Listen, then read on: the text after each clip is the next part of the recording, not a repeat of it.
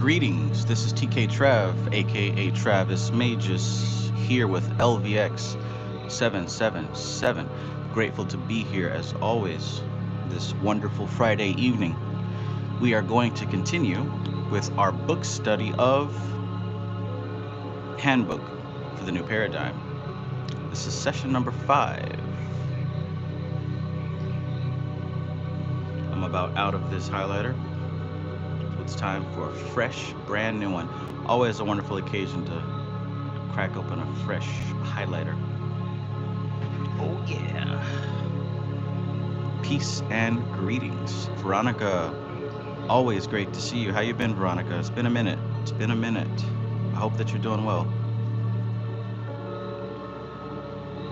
Tonight is powered by Probiotic Kombucha Unicorn Edition. You know, I had to get it. Had to get it. It's mandatory. Wonder how it tastes. Magical lemon cupcake. I mean, you can't go wrong. You literally can't go wrong. Absurdly tasty. Let's get it. And after this unicorn edition kombucha, you know we got to hit up the Rice Krispie Treats unicorn coffee. So hope that you all are having a fantastic night, like myself. Veronica says, lost my phone. Oh no. I hope you're able to get, your important stuff back. I was wondering why I haven't been hearing from you for a while. That was definitely not normal. After years and years and years, we lost contact. But I understand life happens. Good to see you though. Starlion, peace, peace.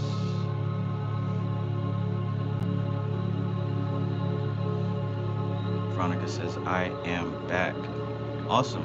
Well, I'm looking forward to seeing more of you. Cyclomancy Session 2 will be launching very soon, so that'll give us more opportunity to connect. Jay Baldhail, peace. Peace and greetings. All right.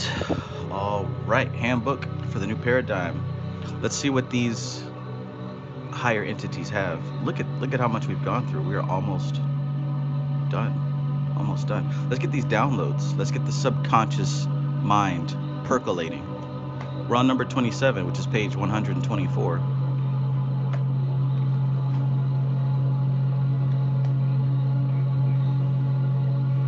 Let me get that toot toot. Let me get that beep beep. It's the remix to Ignition, hot and fresh out the kitchen. Little mama ruling that body, got every man in here wishing, sipping on coke and rum. I'm like, so what, I'm drunk. It's the freaking weekend, baby, I'm about to have me some fun. Right? Let's get it, number 27. It's the freaking weekend, baby, I'm about to have me some fun. All right. Let's get it. So, pop open this unicorn elixir. Let's get to it. Let's get cracking.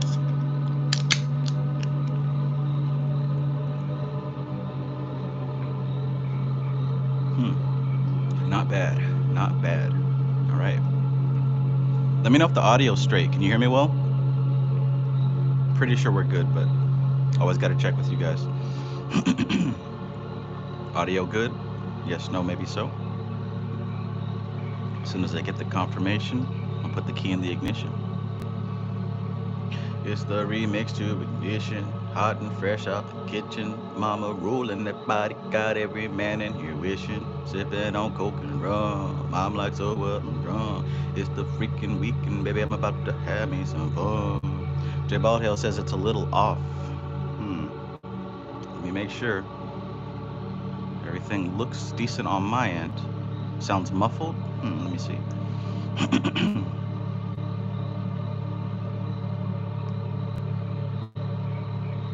Do we sound muffled? Veronica says good.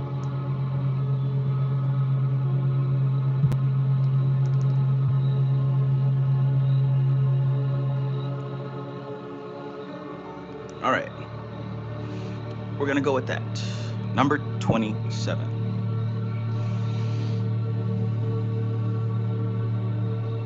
Look at that. There's already 200 people viewing. That's amazing. We didn't even start yet. All right, number 27. When your perception of time is adjusted to include the possibility of giving up the necessity of measuring experience in blocks, rather than allowing it to simply flow through your experience as unimportant, you will have surpassed a great impediment to your progress. Let's go back and digest that. So when your perception of time, right, is adjusted, let's think about this, adjusting our perception of time to include the possibility of giving up the necessity, right? So let's give up the necessity of measuring experience in blocks. And don't we do that? We think about morning, which goes from when you wake up to probably when you go to work or eat lunch. Then we think about midday. Then we think about night. And some of us think about late night, right? We live our lives in blocks. So he's talking about when your perception of time is adjusted to include the possibility of giving up the necessity of measuring experience in blocks, right? That's your day. Also thinking about months and years in blocks. There's that way, but then there's also the way of allowing time to simply flow through your experience as unimportant. You will have surpassed a great impediment to your progress. Peace, Nuru. Good to see you. Have you ever had that experience right there where you start to release the necessity to live life in blocks and sections and just let time flow? I've been doing a lot of work over the years to get myself to that point intuitively. Maybe I read this book back in 2015 and was inspired, or maybe I just started doing it naturally. But I think part of the reason I wear the same type of clothing and have my environment very static is one of the ways that I release the notion of passing through time in blocks, but letting every day really just be a cycle instead of a linear thing. But he says, earlier in the existence of your planet, there was not a tilt in the axis, so the seasons as you know them did not exist. This confined plant and animal existence to the more moderate temperature zones. But the growth was more prolific and extended further into the colder areas than you might think because of adaptation. The effect of the tilt caused you to have the seasons as one more block of experience to measure as time. Interesting. Do we have any science buffs here? Any physics buffs? Like, does mainstream science agree that in the past the planet wasn't tilted like this? Or is there no speak on that?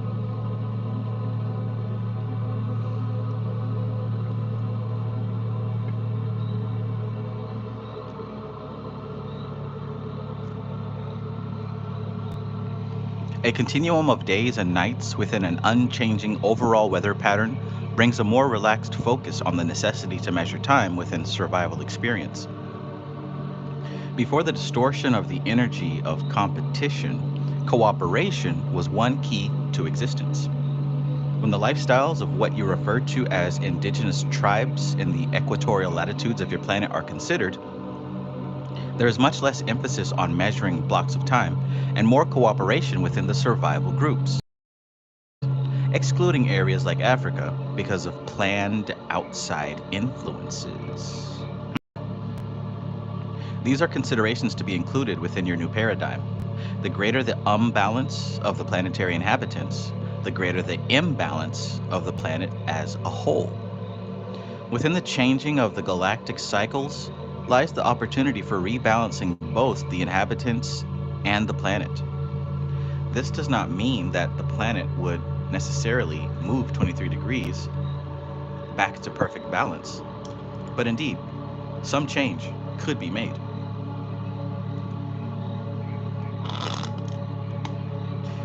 It is interesting to note that there is a move among what you refer to as liberal political views toward the elimination of competition within the educational experiences of your children, and it is being met with stiff resistance. Yeah, even today. Starline says that bit about Africa is interesting. Yeah, I caught that too. I caught that too. Of course, there are ulterior motives for this, would further calm the children into less and less creative modes of experience. Athletic competitions bring forth desires to excel, and the concept transfers over into desire to excel in other areas. This has been a larger stumbling block for their plans than was anticipated. As an interesting side note, the greatest improvements in lifestyle, art, and music happens during lengthy periods of peace when there is no competition within warring conflicts. The history of China has long periods of freedom from being overrun by other cultural groups and little intermarriage with outside groups. Unfortunately, the overpopulation counterbalanced, and these improvements were not widely available to all the citizens. Sunshine Chick, peace. Always good to see you. Thank you for being here. Nonetheless, the focus was turned inward toward contemplation and desire for greater experience of uplifting and more joyful existence. Much was accomplished during those periods. Matthew Watson, peace, peace, brother. Let's get these downloads, shall we? The new paradigm must include within it the desire to lift the human experience above the pivotal thought and behavior patterns that force distortions to be repeated generation after generation. The desire to do this is apparent in the myriad of self-help books, tapes, and well-trodden paths to the psychologist and psychiatrist offices. Let me read that again. The new paradigm must include within it the desire to lift the human experience above the pivotal thought and behavior patterns that force distortions to be repeated generation after generation. What do we call these? Generational curses, right? Generational curses. So this new paradigm that we're talking about, it must include within it the desire to lift the human experience above the pivotal thought and behavior patterns that force distortions to be repeated generation after generation. The desire to do this is apparent in the myriad of self-help books, tapes, and well-trodden paths to the psychologist and psychiatrist offices. The approach is from the outside inward by considering the action and attempting to find the buried experience habits. Can you say shadow work?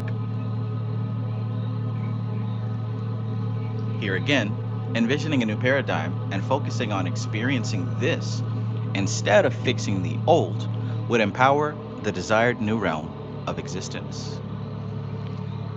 Let's emphasize that because that is one of the key themes of this book, so it should definitely be one of the major takeaways. And I think it's pretty interesting because my recent work with Goddess Lakshmi, she's saying the exact same thing here.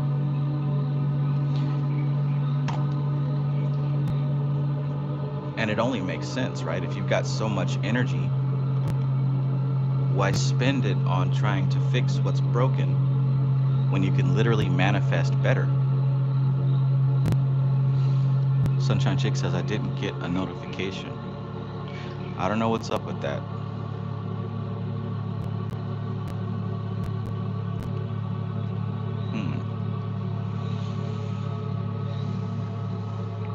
I guess you got the psychic notification though. As does happen a lot around these parts.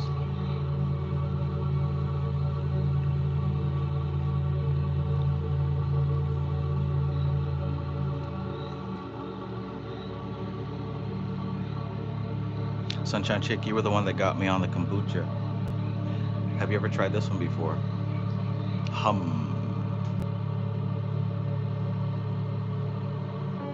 Have you tried that one before?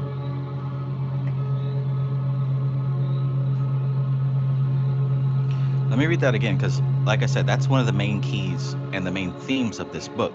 Here again, envisioning a new paradigm, and focusing on experiencing this instead of fixing the old would empower the desired new realm of existence. Major key.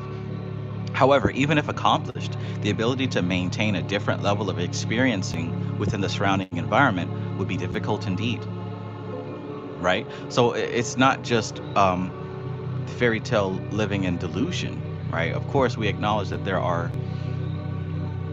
external resistances, but it's all about where your focus is. He says, however, even if accomplished, the ability to maintain a different level of experiencing within the surrounding environment would be difficult indeed. In fact, for balance sake, I'll highlight that too. And let's see what he has to say about that.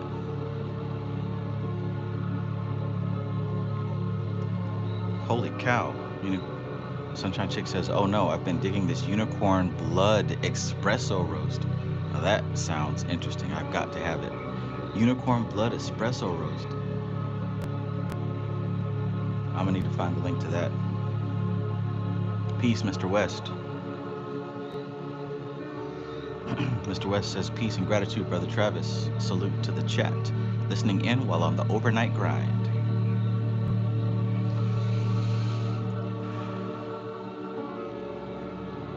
As more than one crab in a basket will not allow any to escape from the basket, so it is with human experience. Makes sense. Thank you for the link, Sunshine Chick. I'll pop that open on a new tab. I'll let you know how I feel about it. It's the remix to Ignition, hot and fresh out the kitchen. The mama rolling that body, got every man in position. Let me read that again. Here again, envisioning a new paradigm and focusing on experiencing this instead of fixing the old would empower the desired new realm of existence. However, even if accomplished, the ability to maintain a different level of experiencing within the surrounding environment would be difficult indeed.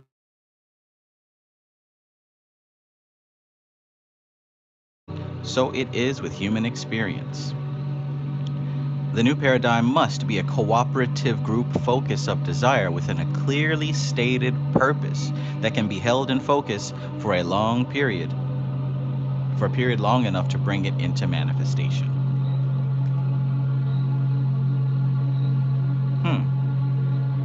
So perhaps that is one reason why compassion might be important. It's not about being better than others, but really to manifest a better reality for all those that are in the atmosphere. Something to think about. Anamali, peace. Welcome, welcome. My favorite fairy.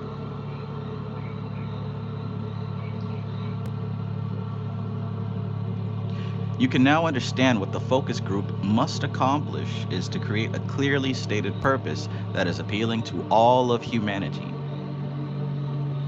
Attached is the apologia of an essay written in 1899, long before instant communication. It chronicles what happened when it was published in a small, inconsequential magazine. It was called A Message to Garcia.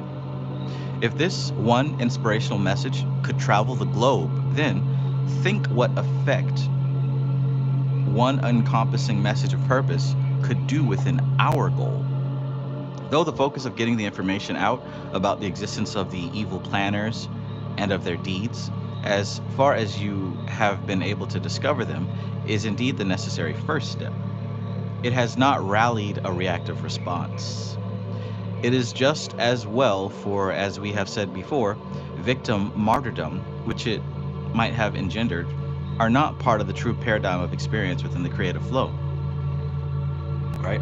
And that's how it was with a lot of us in some of these beginning stages, right?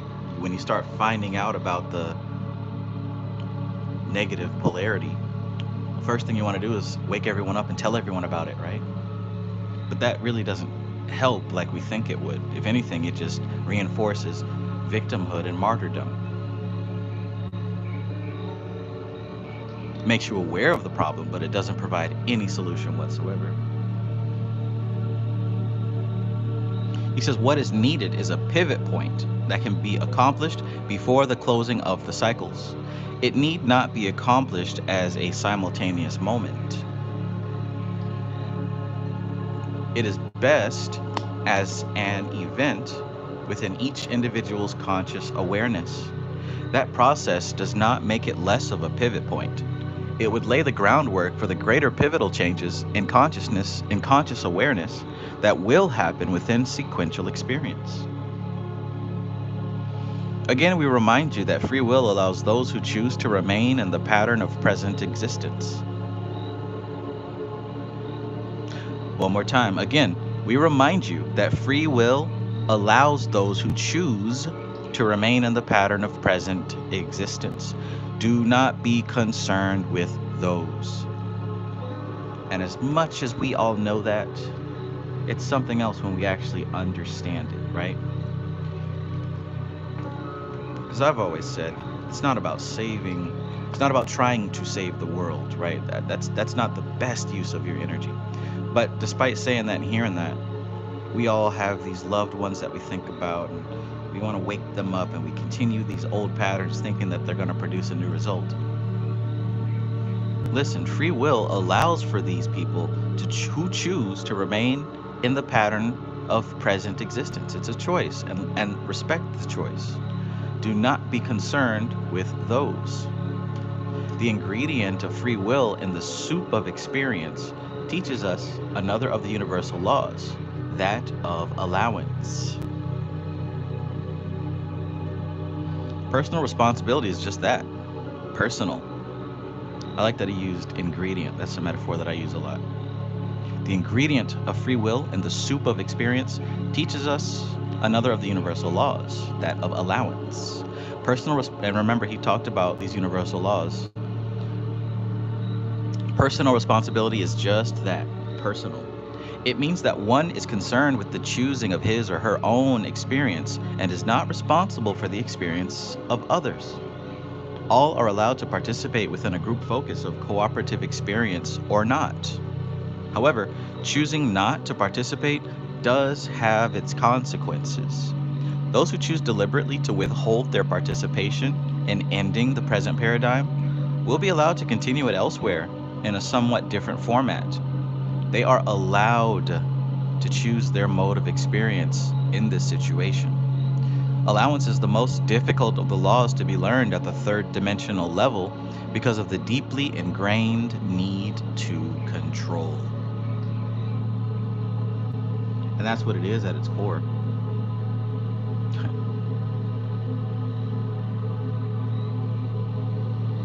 It doesn't taste good, but it is medicine. Allowance is the most difficult of the laws to be learned at the third dimensional level because of the deeply ingrained need to control. Control is transcended through the practice of the law of allowance. At this point in the discussion, we encountered the situation of child abuse. Children are within the influence of their parents' belief systems. What the parents believe and focus upon draw experiences to the family group. Right? Information of past family history is encoded within the combination of genes which account for events happening to some members of a family and not to others. Information of past family history is encoded within the combination of genes which accounts for events happening to some members of a family and not to others. It emphasizes the fact that parenting involves more than dealing with planned or unplanned children.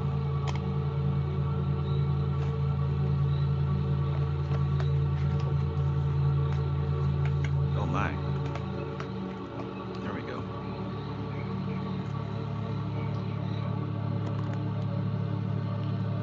It is the personal responsibility of each parent and both parents together to raise the children within an understanding of the wide scope of influences such an undertaking involves. It is important at this point to discuss the capitalization of various words in this text. It is intended that this material be as free of religious connotations as possible. Current and past experiences with priestly manipulation and control causes immediate shutdown or distortion of understanding information that contains these references because of the misinformation about the control of what you call God, which was not capitalized.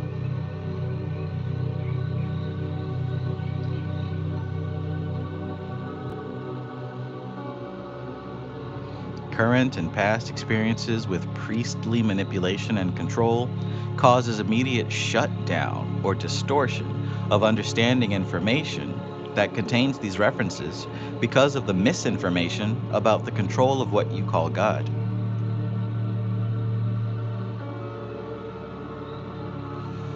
We can assure you that the Creator could care less if you honor Him by capitalizing all references to Him. He is much more interested in whether or not you harmonize within the outflow of his creative focus. He is much more interested in whether you or not you harmonize within the outflow of his creative focus. There is a problem because the very words you choose to indicate awareness of this flow of energy engender reactive feelings. This cannot be helped, so it is best to at least do away with all the capitals. It is one trigger that is best left inactive. I like that. It takes a refined mind to be aware of your triggers and to work with them in a way that is useful and appropriate.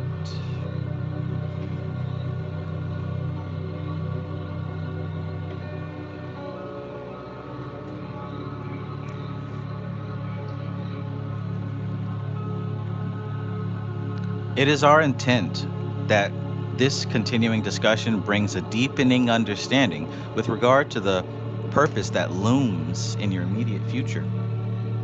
It is hoped that it strengthens and supports your commitment to continue on with your progress along the path of completion of this segment of experience. However, don't plan on long R&R leaves at its ending. Rest and relaxation.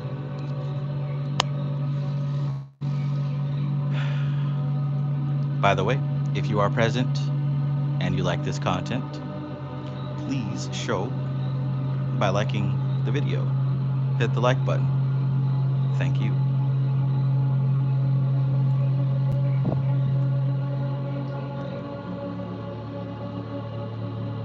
Kevros SS God Peace.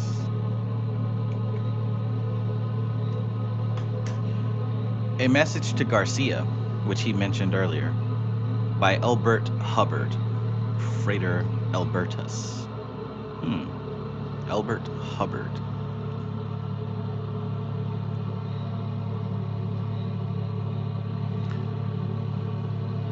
The Roycrofters, east of Rora, Erie, Covray, New York. Apologia.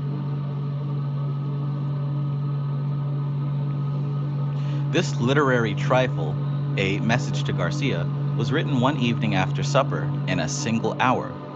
It was on the 22nd of February, 1899, Washington's birthday.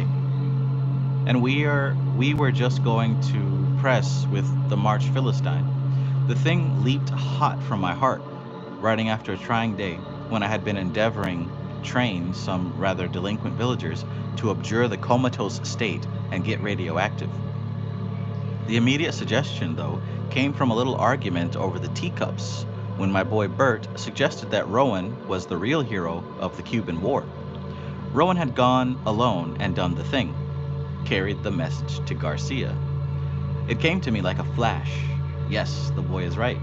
The hero is the man who does his work, who carries the message to Garcia.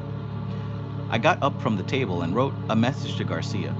I thought so little of it that we ran it in the magazine without a heading. The edition went out, and soon orders began to come for extra copies of the March Philistine. A dozen, 50, 100.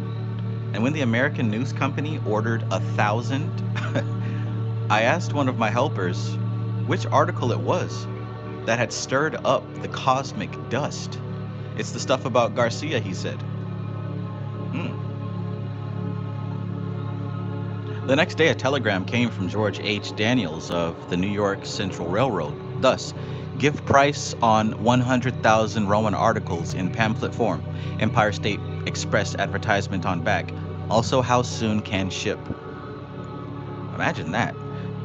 Imagine writing something just like, or creating something kind of just off the cuff, and all of a sudden you get 12, 50, 100, 1,000 requests for copies of your creation. Just imagine that for a second. I'm gonna do that.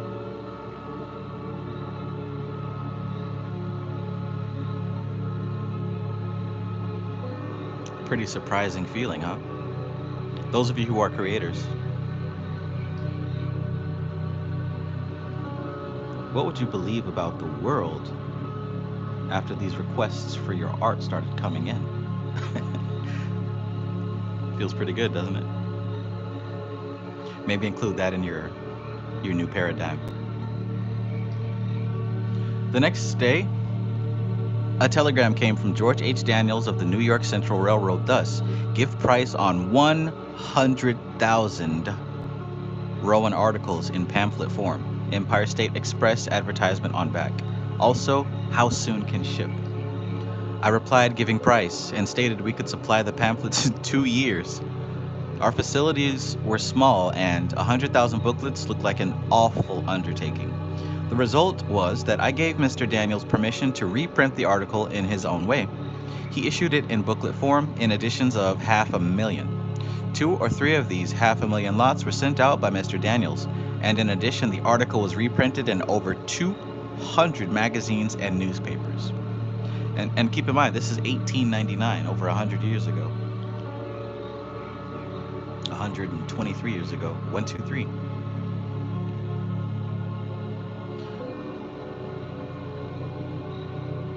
It had been translated into all written languages.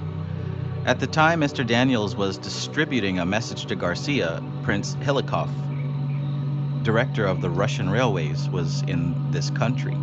He was the guest of the New York Central and made a tour of the country under the personal direction of Mr. Daniels. The prince saw the little book and was interested in it, more because Mr. Daniels was putting it out in such big numbers, probably than otherwise. In any event, when he got home, he had the matter translated into Russian, and a copy of the booklet began given to every railroad employee in Russia.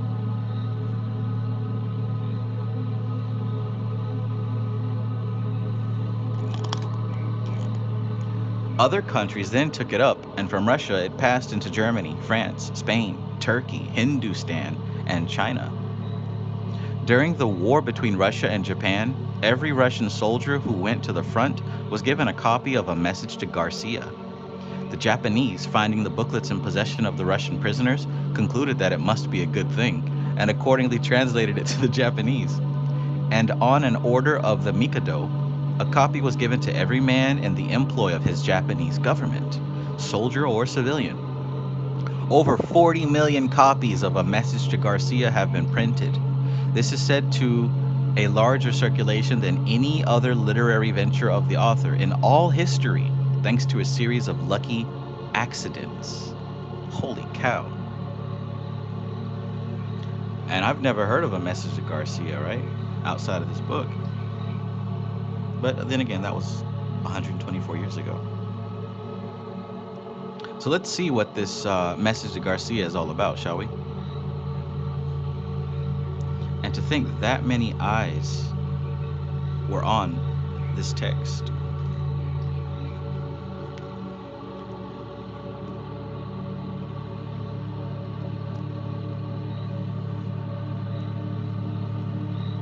A Message to Garcia.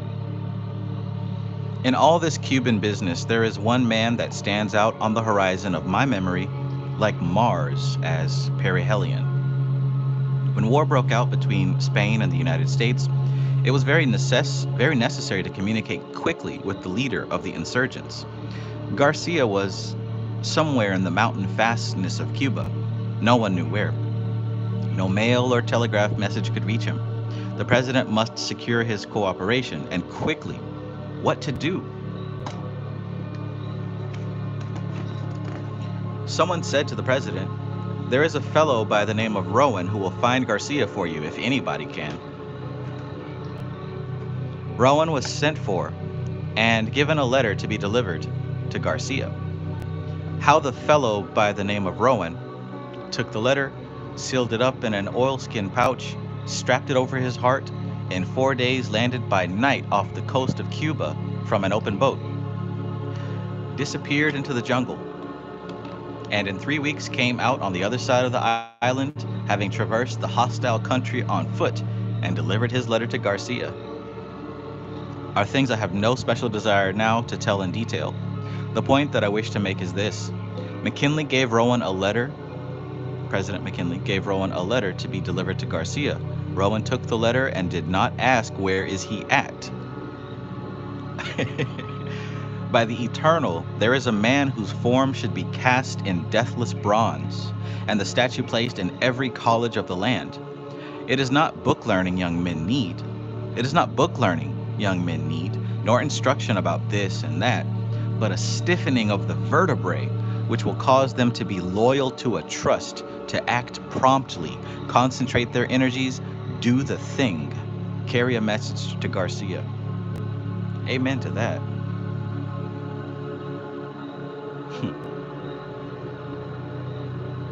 What a rare quality, though, huh? For somebody to do what's necessary. If you want to ask me a good definition of a man, shit, that would be that right there. Someone who does what needs to be done. General Garcia is dead now, but there are other Garcias. No man who has endeavored to carry out an enterprise where many hands were needed, but has been well nigh appalled at times by the imbecility of the average man, the inability or unwillingness to concentrate on a thing and do it.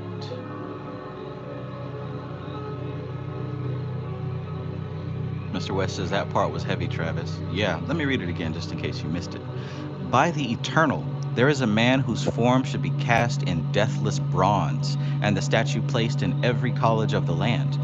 It is not book learning young men need, nor instruction about this and that, but a stiffening of the vertebrae, which will cause them to be a loyal to a trust, to act promptly, concentrate their energies, and do the thing. Carry a message to Garcia. General Garcia is dead now, but there are other General Garcias, other Garcias.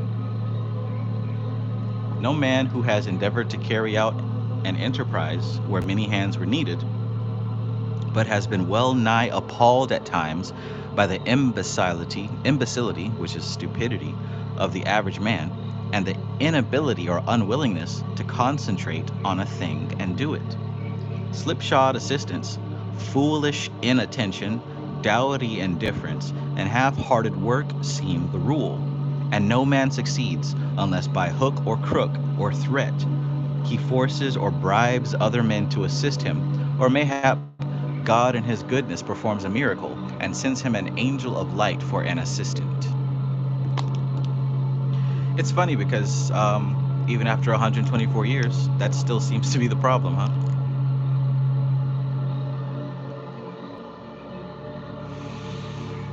Oy vey. MC Maestro, peace and welcome. MC Maestro says just watch the rest of the other night's Q&A. Hopefully something stood out to you that was useful.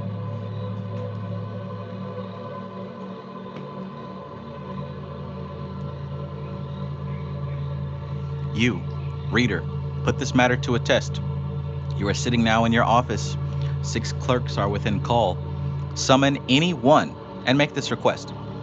Please look in the encyclopedia and make a brief memorandum for me concerning the life of Correggio. Will the clerk quietly say, "Yes, sir," and go to do the task? On your life, he will not. He will look at you out of a fishy eye and ask one or more of the following questions. Who was he? Which encyclopedia? Was I hired for that? Don't you mean Bismarck? What's the matter with Charlie doing it? Is he dead? Is there any hurry? Shan't I bring you the book and let you look it up yourself? What do you want to know for? And I will lay you 10 to 1 that after you have answered the questions and explained how to find the information and why you want it, the clerk will go off and get one of the other clerks to help him try to find Garcia, and then come back and tell you there is not such man.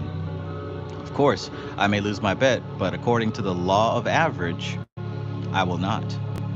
Now, if you are wise, you will not bother to explain to your assistant that Correggio is indexed under the C's, not the K's. But you will smile very sweetly and say, never mind, and go look it up yourself. And this incapacity for independent action, this oral stupidity, this infirmity of the will, this unwillingness to cheerfully catch hold and lift, these are the things that put pure socialism so far into the future. If men will not act for themselves, what will they do when the benefit of their effort is for all? If men will act for themselves, what will they do when it comes time to act for everyone? And I tell you what, people talking about alpha male this and what you bring into the table that and all this other bullshit.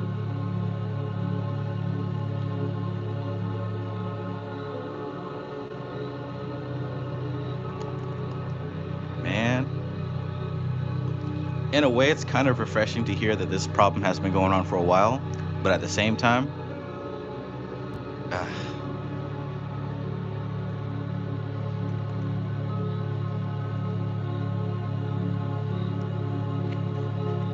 let's keep going. And let me read that again, because if men will not act for themselves, right, they can't be asked to act for themselves, what will they do when the benefit of their effort is for all? So shit, that should encourage you to stop trying to raise awareness to everyone about the Illuminati. Because what the fuck do you expect these folks to do other than bitch and moan like they already bitch and moan about everything else in their lives? Right? That man said, when you go send somebody to look up Correggio, instead of answering all these questions that your employees will certainly complain about, it'll be better to just do it yourself. Let's continue. A first mate with knotted club seems necessary, and the dread of getting the bounce Saturday night holds many a worker to his place. Advertise for a stenographer, and 9 out of 10 who apply can neither spell nor punctuate and do not think it necessary to.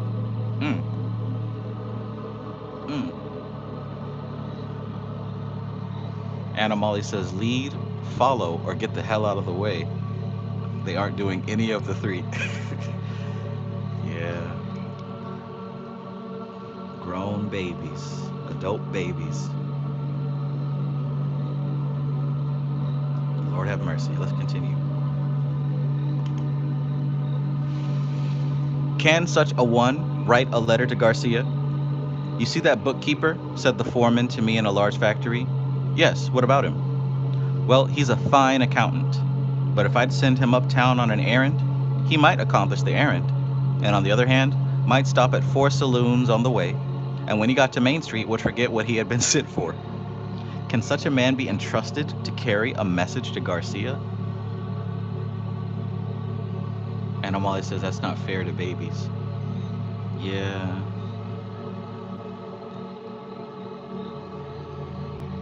Man-child. How about that? We have recently been hearing much maudlin sympathy expressed for the downtrodden denizens of the sweatshop and the homeless wanderer searching for honest employment. And with it all often go many hard words for the men in power, right? Even still today. Nothing is said about the employer who grows old before his time in a vain attempt to get frowsy ne'er-do-wells to do the intelligent work, and his long, patient striving after help that does nothing but loaf when his back is turned. In every store and factory, there is a constant weeding out process going on. The employer is constantly sending away help that have shown their incapacity to further the interests of the business, and others are being taken on. No matter how good times are, this sorting continues. Only if times are hard and work is scarce, the sorting is done finer. But out and forever out, the incompetent and unworthy go. It is the survival of the fittest. Self interest prompts every employer to keep the best, those who can carry a message to Garcia.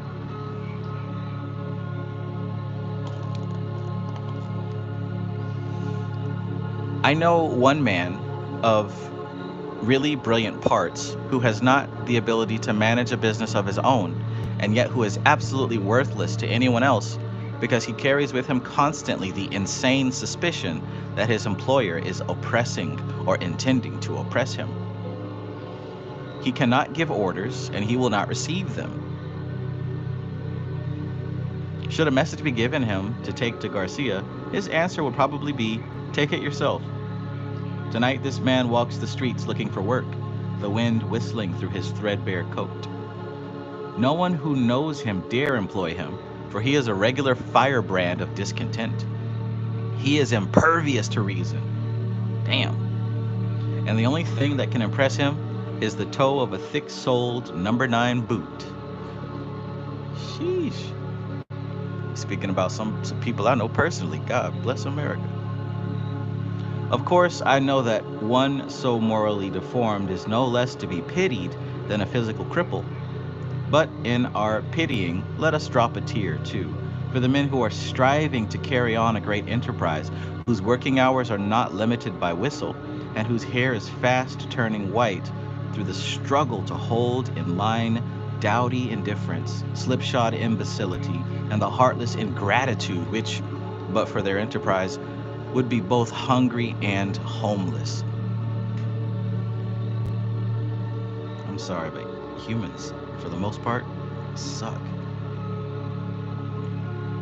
Have I put the matter too strongly? Possibly I have. But when all the world has gone a slumming, I wish to speak a word of sympathy for the man who succeeds. The man who, against great odds, has directed the efforts of others, and having succeeded, finds there's nothing in it, nothing but bare board and clothes. I have carried a dinner pail and worked for days' wages, and have also been an employer of labor, and I know there is something to be said on both sides. There is no excellence per se in poverty. Rags are no recommendation. And all employers are not rapacious and highlanded, any more than all poor men are virtuous. My heart goes out to the man who does his work when the boss is away, as well as when he is at home. And the man who, when given a letter for Garcia, quietly takes the missive without asking any idiotic questions, and with no lurking intention of chucking it into the nearest sewer or of doing aught else but deliver it, never gets laid off, not has to go on a strike for higher wages. Civilization is one long, anxious search for just such individuals. God bless America. It's true. It's true. As J. Baldhill says, wow, nothing new under the sun.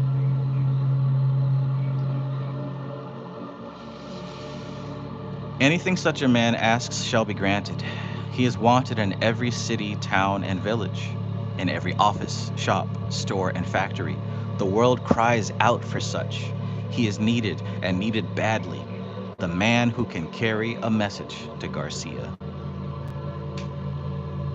And the world is still looking for that man, huh? Jeez Louise, like, fuck all the other shit. We need somebody who can carry the message to Garcia. Have you seen him? Have you seen? I haven't seen him. I might have seen maybe one or two, right? I think that I'm blessed and fortunate enough to have a father who would be able to carry the message to Garcia, right? So I've seen it with my own 2 eyes. I've been raised by a man who's like that. But maybe outside of him and maybe one other person, maybe one, maybe two. I ain't seen this person yet. I ain't seen no men. I'm just gonna keep it real. I wonder, how about yourself? Have you? That's tough right there, man.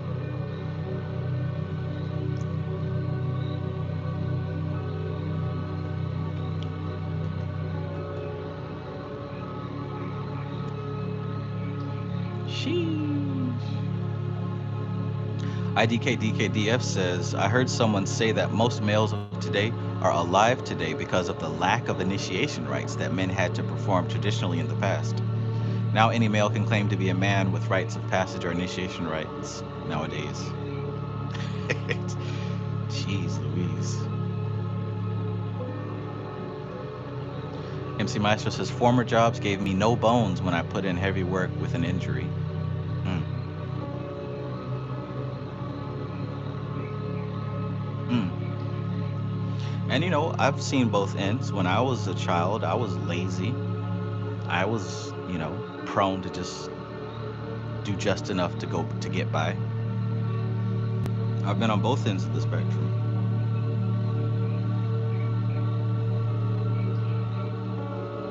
When you're somebody that does your work and gets your tasks accomplished regardless of what is on the outside, you'll quickly see that you're a rare breed indeed.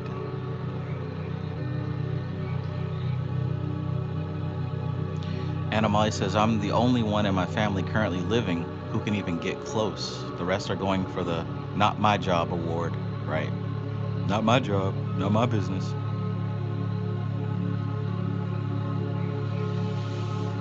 Oy vey. Now that's definitely something I haven't heard, but is gonna stick with me. Let me see if I can find a copy of this message to Garcia. Trav, what book should I read? Read a message to Garcia. Lord have mercy. All right, how we feeling? Number 27 was pretty good. Let's get to number 28, shall we? Número 28.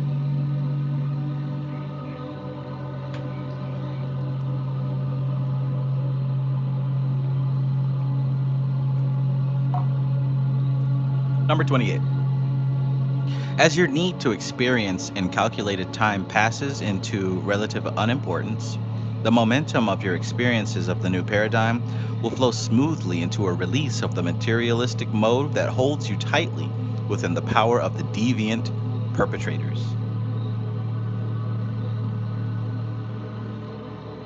Hmm. As your need to experience in calculated time passes into relative unimportance, the momentum of your experiences of the new paradigm will flow smoothly into a release of the materialistic mode that holds you tightly within the power of the deviant perpetrators. Kevin Wise, peace. I think I just realized this handbook is really a way to train the mind to invoke a life of peace and harmony. Literally, to manifest your best life. How to do it on an individual level and slowly expand it. That's what this book is about. It is the pursuit of the creation of your personal fiefdoms, and in the competition to create one of greater opulence and grander physical pleasures that have you trapped. Aww. These are empty promises to fill the void of imbalance that you feel within. Subliminal messages are planted within all the advertisement to feed your materialistic addictions. The tangled and layered morass of information and lies is reminiscent of the fable of the lion and the mouse.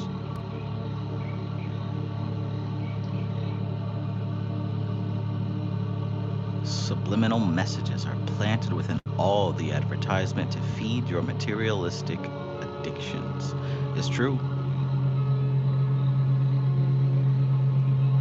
The tangled and layered morass of information and lies is reminiscent of the fable of the lion and the mouse. The lion of humanity lies staked to the earth, held fast by the net of distraction of the conscious mind. And in the story, it took a tiny mouse to chew through the ropes to release the lion. In our version of the story, it is the radio talk show, the available internet information, and the publication of books and tapes that constitute the mouse.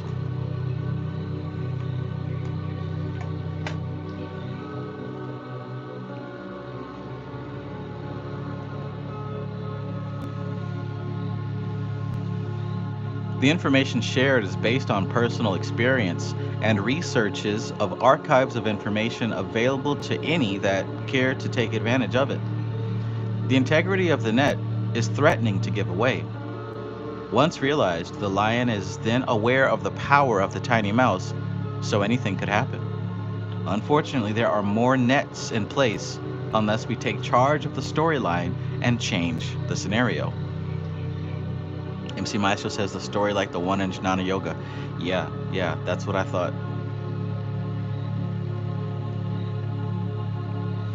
The point of these messages is to encourage and to inform, not educate in the format as it is practiced.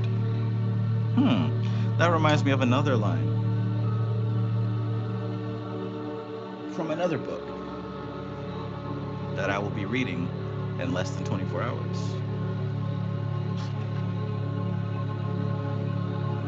What's it say in the beginning of the Cosmic Doctrine?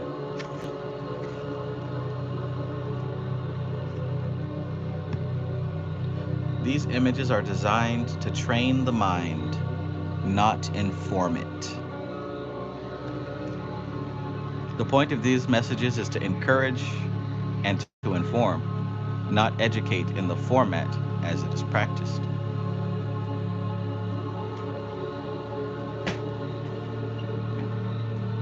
There are no subliminal, subversive intentions hidden within them. Each of you has programmed, within the deep levels of your awareness, the memory of the purpose you came into this lifetime to accomplish. We are simply keeping our arrangement to remind you and to give guidance and direction to your actions. When the focus is on reacting to what is perceived as imminent danger, then momentum is lost. Thank you, Lakshmi.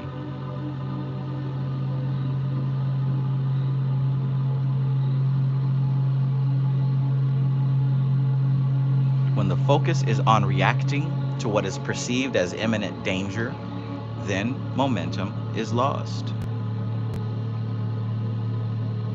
It is our agreed function to share the view that we are privileged to have from a dimension encompassing a greater vision of the situation. We view energy patterns in movement in a holographic display and can model the various possibilities available. This is an advantage. It is the purpose of this information to share what is allowed within the universal laws governing free will with as much clarity as possible. We find allegorical stories are remembered and applied to overall understanding most effectively. We are limited to those available through the experiences of the translator of this information. It is a dictation, translation, transcription process, with the translation portion being the most critical component. That goes for all channeling. It is important that this person continue to input information to enhance the available database. Guidance is provided to appropriate materials. Anna Molly says, "Bless you, Trav. Your voice lulls the toddler to sleep. Hallelujah." Nice, nice.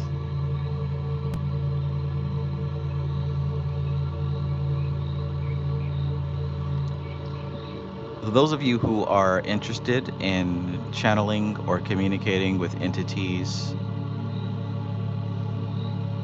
remember this. It's a dictation, translation, transcription process, with the translation portion being the most critical component. It is important that this person continue to input information to enhance the available database.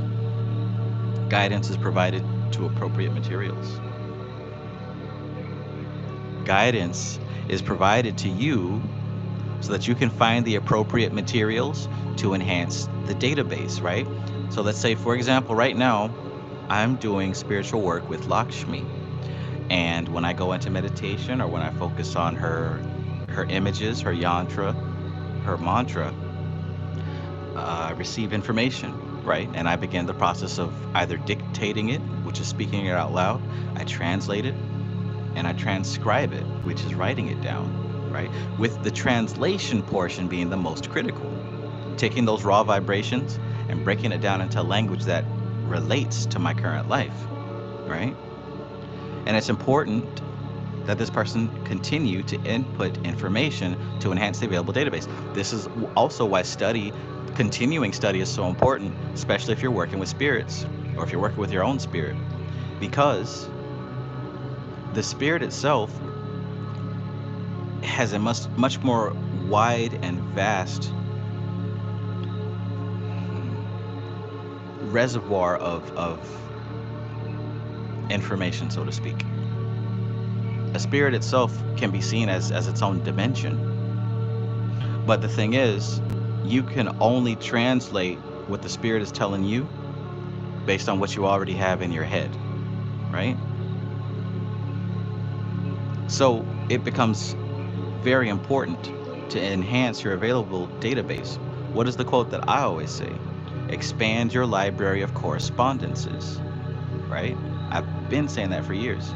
Expand your library of correspondences so that as you're working with spirits and communicating with these spirits, they have a much wider pool, much wider dialogue,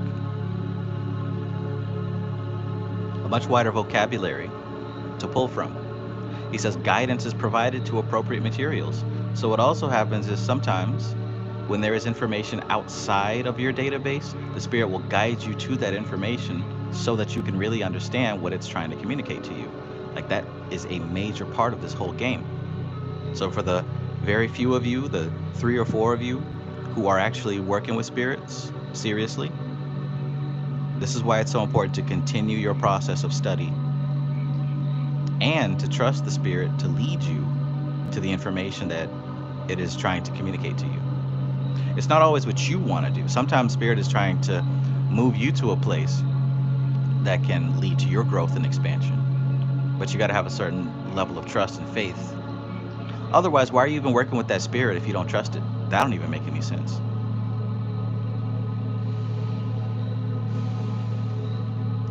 I've been telling y'all this same stuff for a long time, but you don't actually understand it unless you try it yourself.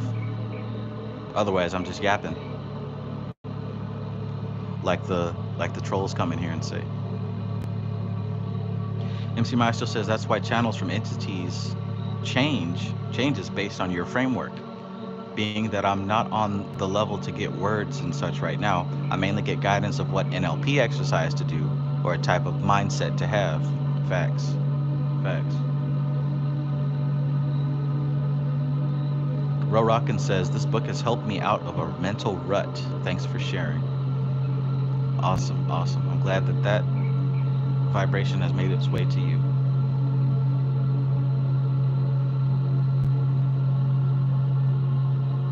Jack Rabbit Occult and Esoterica says, Black Phone was talking about this isn't about you. Interesting. What is Black Phone? I don't think I've heard of Black Phone. Is that a person?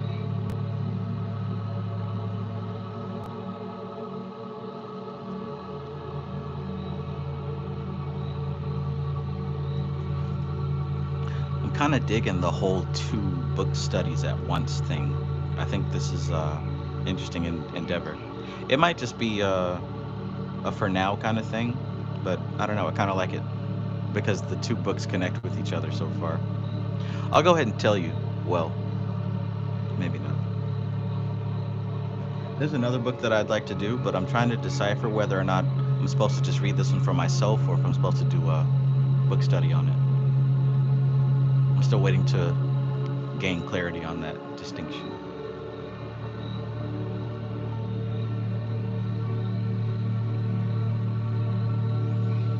Jack Rabbit says the movie, he was talking to spirits through the phone. I don't think I've heard of that. Kevros SS God says, question, so chanting a certain mantra of the specific entity could also give you information based on your knowledge of that entity? Absolutely. Absolutely.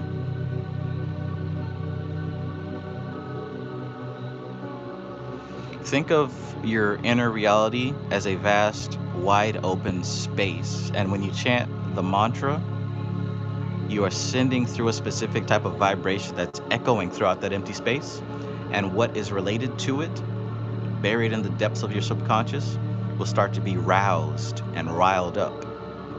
And it will eventually float up to the conscious mind. Do you understand that? It's like your inner world is this giant hollow bell, and when you chant a specific mantra, you strike that bell and it vibrates, and certain things that are loosened begin to float up to the top, and your consciousness becomes aware of it in the form of a synchronicity or a coincidence or whatever.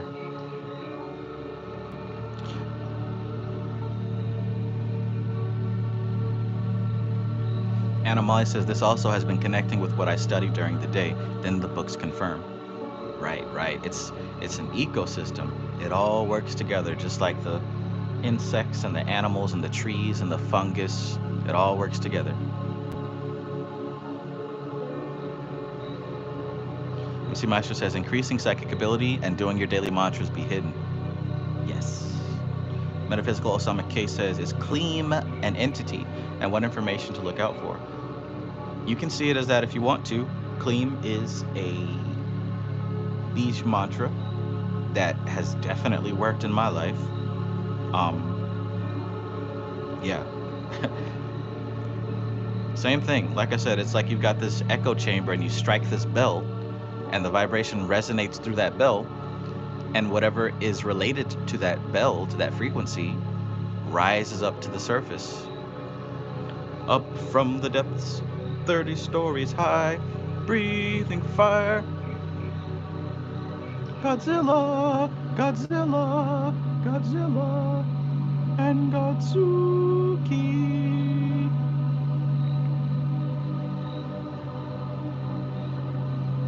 Y'all don't remember that Godzilla cartoon. MC Master says a good pregame for finding correspondences is modeling how U.S. states have their own correspondences. Whoa, hell yeah. Birds, trees, and etc. That's funny. Each of our states have its own correspondences. That's yeah. For example, where I live, we got this Georgia peach and sweet tea. Everybody knows that about Georgia. Pecans and whatnot.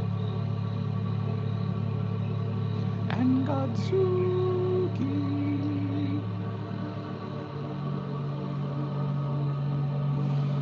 Let's keep going.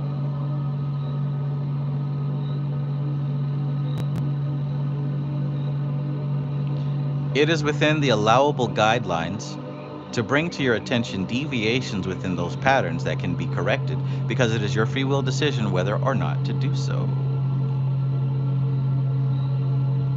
It is within the allowable guidelines to bring to your attention deviations within those patterns that can be corrected, because it is your free will decision whether or not to do so. The problem of getting the information to you is massive indeed. Face-to-face discussions are not possible for many reasons, but mostly because victim martyrdom is not in our experience pattern, and that would be the end result. Therefore, we have this process as a more effective way. There is no two-way exchange possible at this time, and it is not necessary.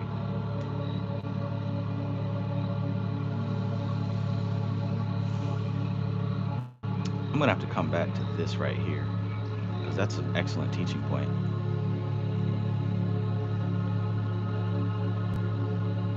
It is also possible for us to bring much information into the awareness of those committed to the project. Through the acceptance of this commission and a commitment to participate and see it through, the energy matrix of each exchange and this is observed. This opens a line of communication and also results in a change of activity with the interdimensional sleep states. Ooh. These changes are reflected in the outer dimensional activities during the day. Many changes in these lives will be noted, from the mundane to major shifts in attitudes and choices of activities. As mental and physical activities change, the intent and commitment becomes more focused, and a spiral effect begins to occur within the levels of consciousness. You are being supported in this process. You are being supported in this process.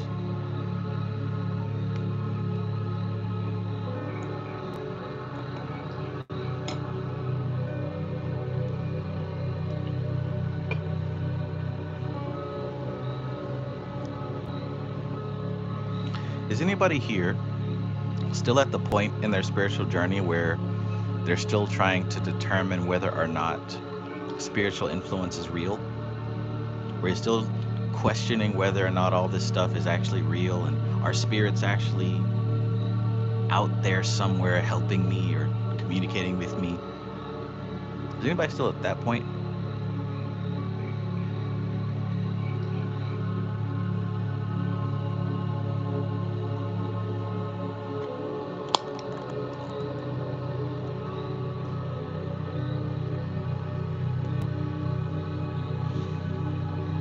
It is with trepidation that we bring to your attention that the open communication lines are now under greater control, and it is their intention to identify those yet unknown individuals who disseminate information that counters their plans.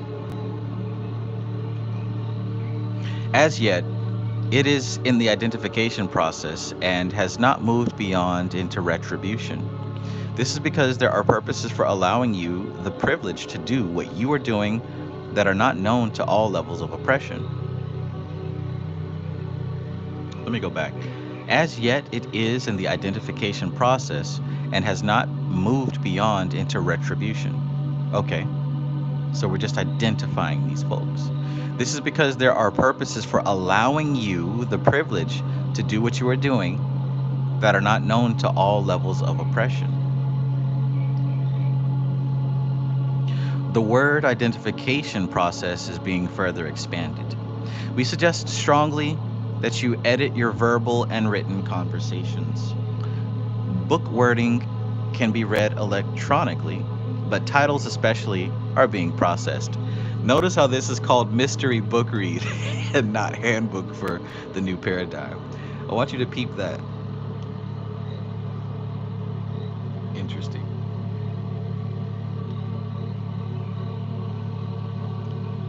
Book wording can be read electronically, but titles especially are being processed. If suspicious, then scanning the forward epilogue portions is taking place to be reviewed. Expect bookstore chains to be contacted and told to remove titles from the shelves, and raids to take place at wholesale distributor levels as the next step. Hopefully, they will be discriminate and take only certain individual items. However, that has not been the pattern. This will limit your freedom to print and distribute freely, so creativity must be used in the wording of titles, forewords, and endorsement information. It suggests the possibility of setting up alternate locations and different names with books, etc., likely to pass through the first two tests. This might be considered as possible joint efforts if the hurdle of profit sharing can be worked through. If reprints are being considered or new books or tapes, these considerations may be important. Creativity and promotional copy will be challenging. Intuitive inspiration is available on request. Smile, you are on the winning side.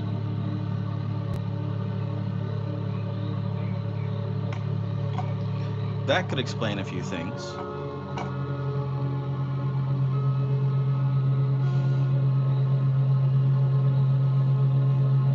I guess that's why they wanted the ladder of lights taken down promptly.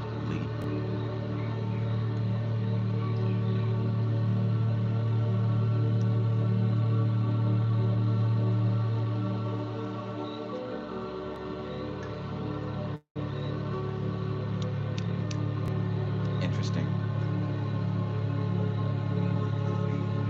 Well, that unicorn edition lemon cupcake kombucha wasn't bad. It's pretty nice. I liked it. Might buy it again, for sure.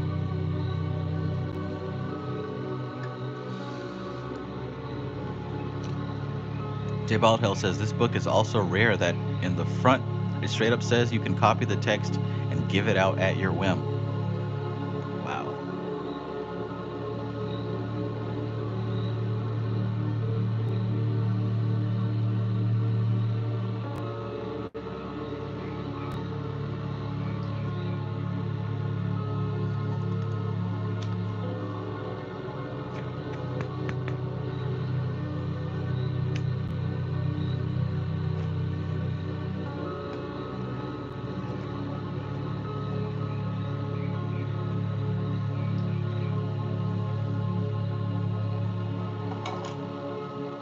Welcome to the winning side.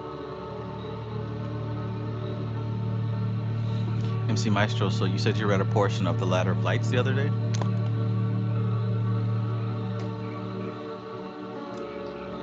Number 29. Oh, look at that. 300 people in the chat. I'm gonna just step out real quick and check on my little man, make sure that he's all right. I'll be right back.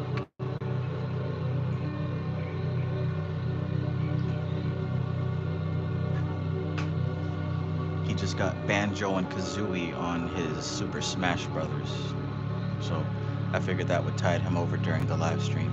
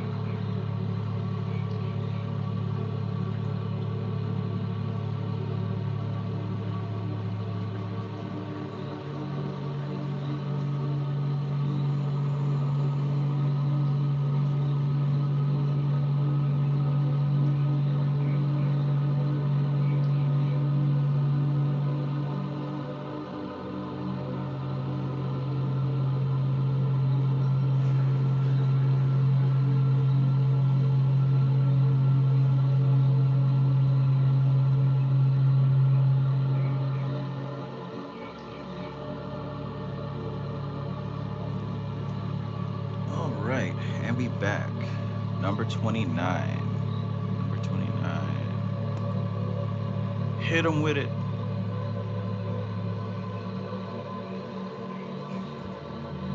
After the show, it's the after party. And after the party, it's the hotel lobby. Right around 12, you gotta clear the lobby. Take it to the room and somebody. Give me that toot toot. Let me get that beep beep. It's the remix to Ignition. Got every man in here wishing I'm a rolling that body. Sipping on coke and rum. I'm like, so what? I'm drunk. It's the freaking weekend, baby. I'm about to have me some fun. Fellas to my left, honeys to my right. Wishing now. Got every man in here wishing. Sipping on coke and rum. I'm like, so what? I'm drunk.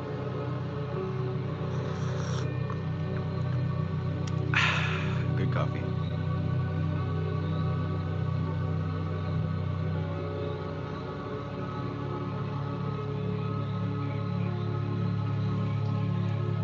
Bounce, bounce, bounce. Hit factory, hit after hit, man, hit after hit. All right, let's get it. Let's get it.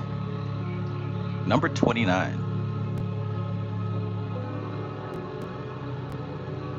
Give me that toot toot. Let me get that beep beep. Running her hands through my fro, bouncing on 24s. Number 29. It is with resolve that you must focus the energy of intent into bringing forth this phase of the project. There is indeed a nuance of difference in these. One can intend to do something but never actually do it. Resolve is the spark that holds the intent in the forefront of the field of activity within your awareness. If you have this book, you should probably highlight that, right? And then when the book read is over, go back over it and think about it, ponder it, digest it. Give it that toot toot and let it give you that beep beep.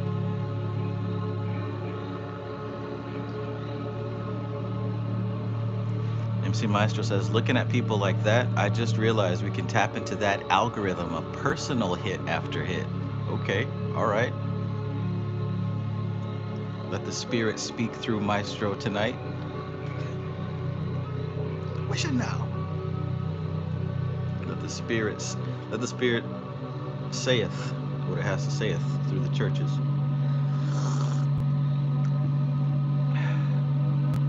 Resolve is the spark that holds the intent in the forefront of the field of activity within your awareness.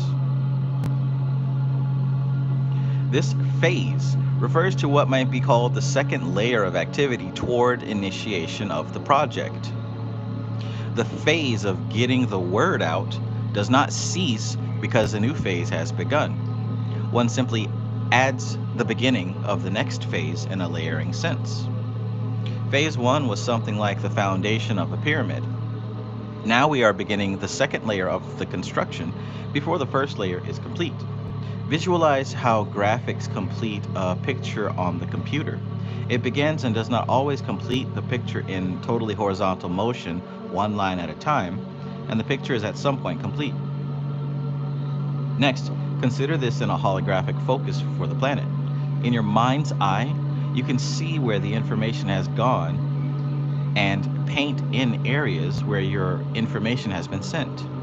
If you see the planet as dark and the information painted in as lighted areas, you can begin to get the picture. You can see the sprinkles of light spread outward.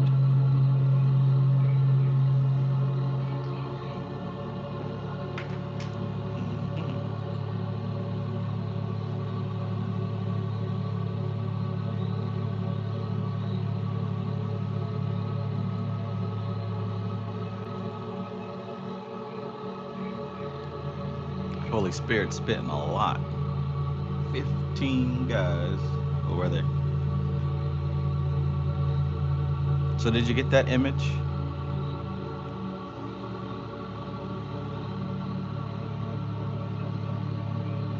Especially if you have done any graphic design work, you know that it's not a linear process. It's more of a cyclical process that isn't done until it's done.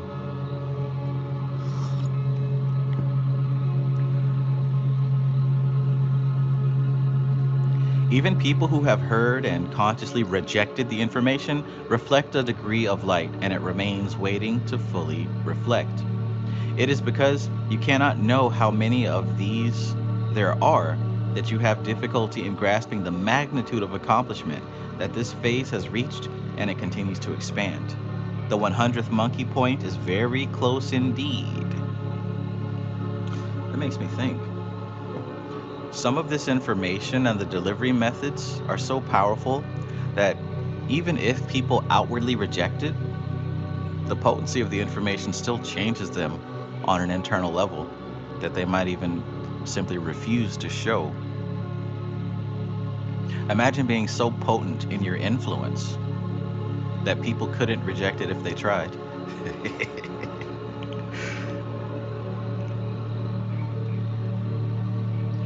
that sounds nice.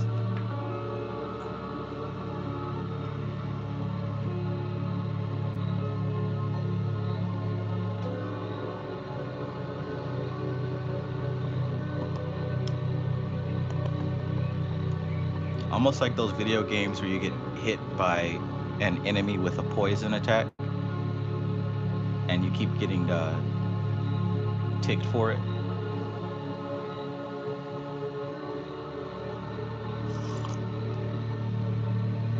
Shadow music. Peace, peace.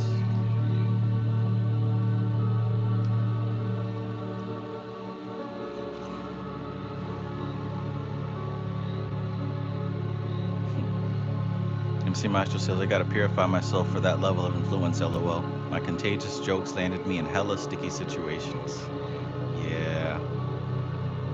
I am grateful to have not learned NLP until I really started making a serious, concentrated effort to becoming a better person, or the best possible person I could be. Because if I had learned this NLP stuff when I was younger, I might not be the man that I am today. Not saying that I was terrible, but I had a certain lack of self control.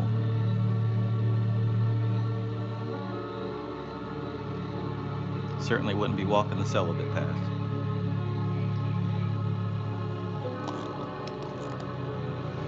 Portions of phase two are already in motion, and momentum will expand it much more quickly than phase one.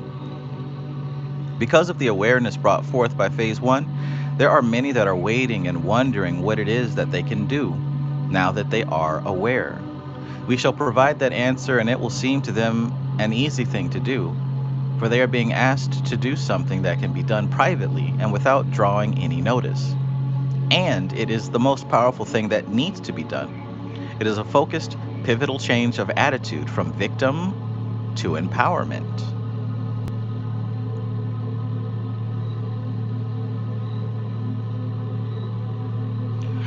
And just speaking of that, real quick, like, are you able to recognize if you are in victim mentality? Because I know that a lot of people who are don't actually recognize that they're playing victim mentality, the victim mentality game. Are you able to recognize if you're doing that? See, this goes back to self-awareness. Self-awareness, sure, anybody can point fingers at others, but can you become aware of yourself? Can you become aware of when you're doing the things that you hate that other people do? Are you aware when you exhibit behavioral patterns that piss you off when other people do it?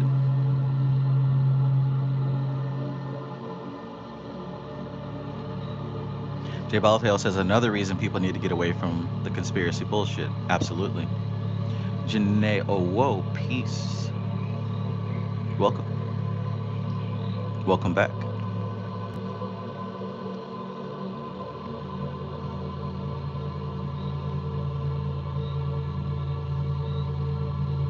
A great resistance to phase one information was because each thought it would involve armed revolution to accomplish change.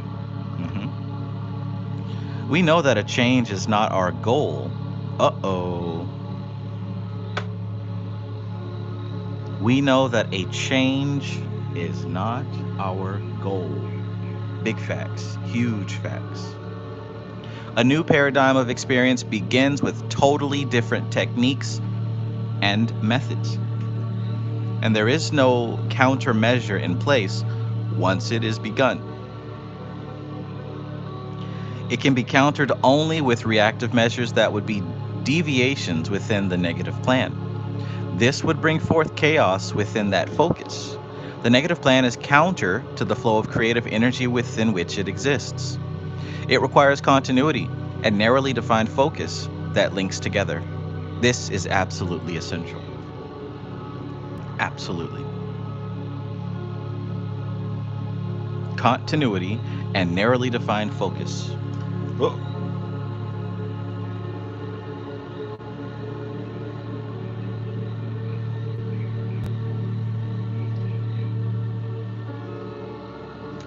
DB31, Peace. Greetings. Welcome back. Anamali says, I think we're seeing deviations in this society for sure. The last ditch effort to block progress like this. Oh, yeah. Cosmic puzzle piece. Peace to you if I didn't say peace already. Yeah, yeah. And as I read this, I'm realizing that there are some things in place that perhaps, I'm thinking AI, for example, right? There's a lot of, when you look at it from this perspective, and you see the argument that people have about AI being such a horrible thing, well, perhaps it is causing chaos in favor of a new paradigm, in favor of a new paradigm. And maybe a lot of things that people are complaining about might actually be helping. I'll put it this way. I'll put it this way. See, when we're ignorant of the ways that the new world works, it's easy to consider help as hurt, right? It's easy to consider allies as enemies. For example, there's a recent case going on right now where these kids were at this river filming, and this dude, older dude, walks up for whatever reason, and the kids are like, they're laughing at him, calling this dude out because allegedly he said something about I'm looking for little girls. I don't know. Long story short, altercation came out, and he whipped out his knife and started slicing and dicing, and he killed someone and injured many others. From the video, I mean, just someone who understands human body language and behavior, I saw what was happening. You can see that this man was in a place where he wasn't really welcome or invited, and he caused violence and senseless death. But you look at the comments section, and there's a whole wall of people saying, oh, it's self-defense. Oh, it's self-defense. I see no problem here. I see no crime committed. Self-defense, self-defense. And what I'm really thinking is happening here is that we have what's called bots. Someone can literally write a program that can leave a bunch of comments with the intention of swaying the general public. So just think, if you're someone like myself who didn't know or care about this case, and it pops up on your YouTube feed and you see it and you're like, whoa, what a spicy situation. And then you're seeing all the comments saying, oh, it's self-defense, this man shouldn't be blamed, all the way down. If you're someone who isn't self-aware, you're probably going to agree with that also. Yeah, it was self-defense, despite what you just saw. What I'm saying is that that's a new manipulation tactic, a manipulation of opinion. And that's not me jumping to conclusions. I mean, this is something that has already been done in reference to war. Like, Russia was known to sending comment bots to a lot of political videos to sway the general public opinion. So what I'm saying is, just keep your eyes open, right? And definitely think for yourself, because public opinion is hardly ever correct. IDKDKDF says, and half the comments are AI bots. That's what I'm saying, right? And the average bystander wouldn't understand that. MC Maestro says, I don't think bots are it anymore. There's a specific way top comments are written. It is the age of the human bot. Yes, I agree with you. And when I say bot, I'm including human beings as well, right? Even when I play Fortnite, I can tell that there are some opponents who are actually computer bots, and there are some people who are just not very good at the game. I call them both knuckleheads. Oh, and speak of the devil. Speak of the devil.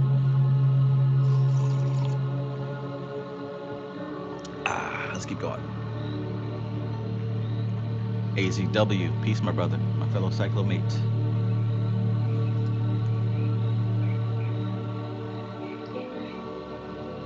So it requires continuity and narrowly defined focus that links together. This is absolutely essential. It is with joy that we share these segments of information so that you may begin to understand more than just the nature of the negative plans, but also to understand the weak links available within their plan are opportunities. We can continue to guide you as to how to gnaw away at those links as long as we are asked. Please remember to do this. To receive and follow through is of critical importance, but do remember to ask. Your appreciation is warmly received, and your follow through is applauded with zeal at many levels. However, the key is always to use your free will to choose.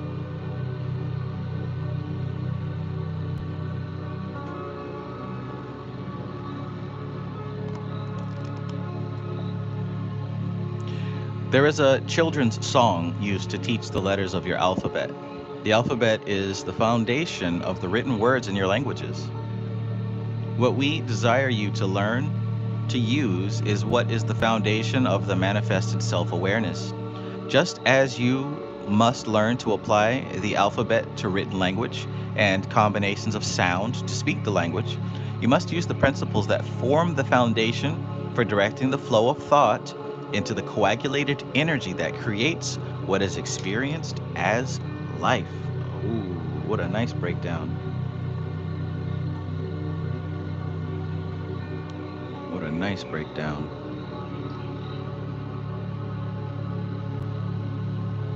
Just as you must learn to apply the alphabet to written language and combinations of sound to speak the language, you must use the principles that form the foundation for directing the flow of thought into the coagulated energy that creates what is experienced as life.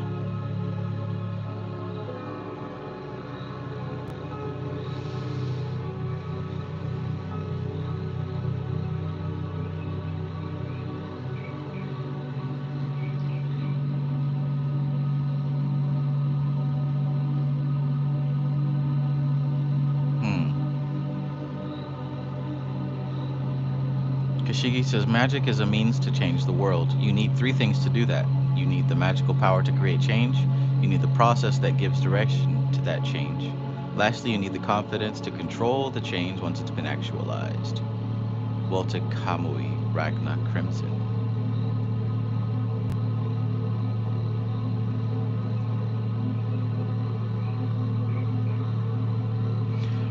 Perhaps the bots speak in typo because it's more difficult to detect by the automatic filtering.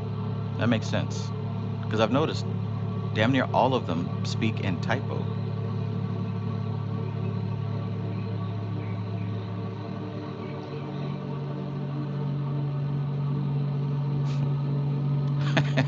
Bot Diddler. Bot Diddler changing his tactics after I told him to pray to Jesus to get a hobby. Damn.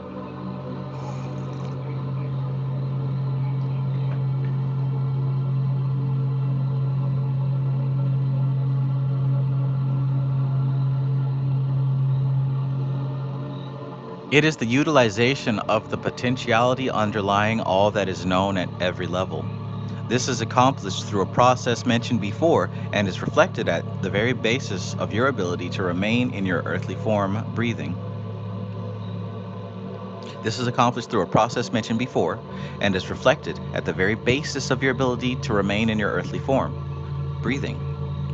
In simple format, it is drawn in through expansion of the lung, rest, contraction of the lung, rest, and repeat. The lung is the vehicle of containment and motion. It, in turn, is contained within the totality of a greater conscious awareness vehicle, the body.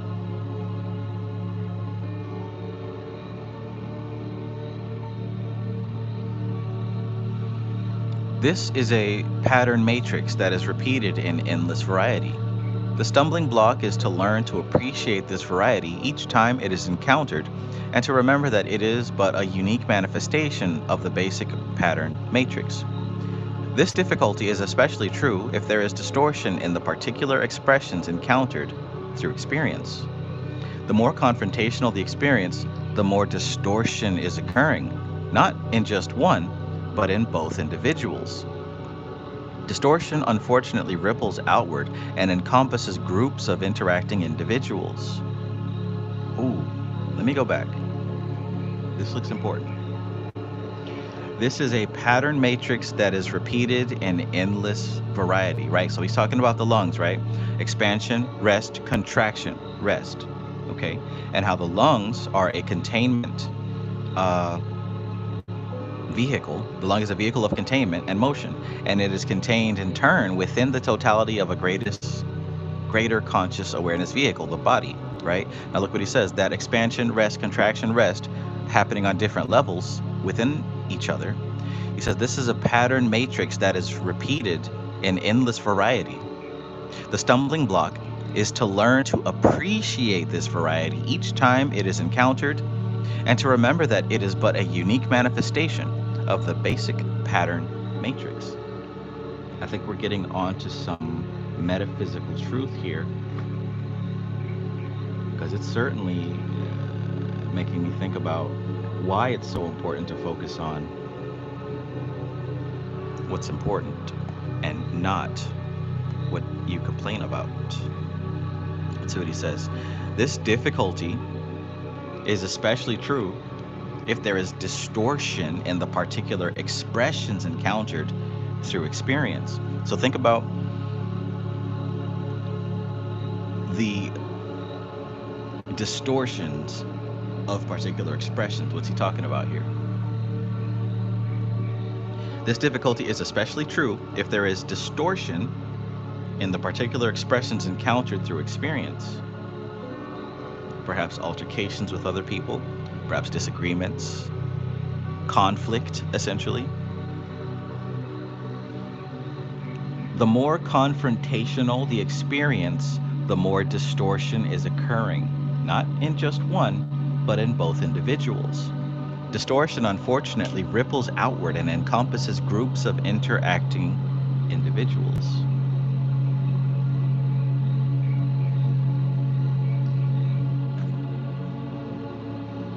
When the interactive distortion becomes large enough, then, in order to correct the distortion, a large number of those involved must return to the relearning and application of the basic fundamentals of manifested experience.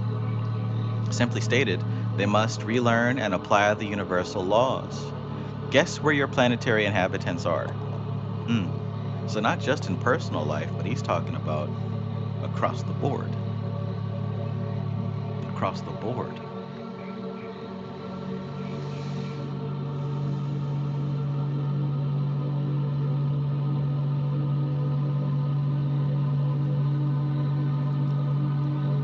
Fortunately, you have at your disposal communications with a high potentiality of reaching vast numbers, at least at the moment. Oh, yeah. I mean, hell, this live stream already has 5,000 views.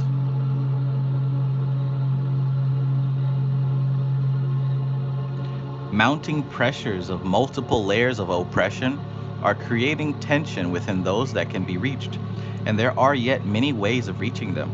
100 years ago, this would not have been possible, even though there were fewer to reach. These communication possibilities have been named mass media for a good reason. There is no reason why these cannot be utilized for a reason contrary to what was originally intended. Perhaps there was even help in bringing them into such widespread use. Could be. Guidance in many areas is available on request. Where are your requisitions? I know just today I was having a bit of difficulty with this, and I legit stopped and asked Lakshmi for assistance, for help, the entity, the deity, the goddess that I'm currently working with. And I tell you, not 10 to 15 minutes later, that help became very obvious, very apparent.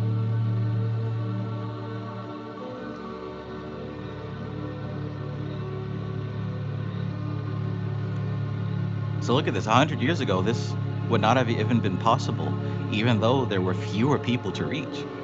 These communication possibilities have been named mass media for good reason.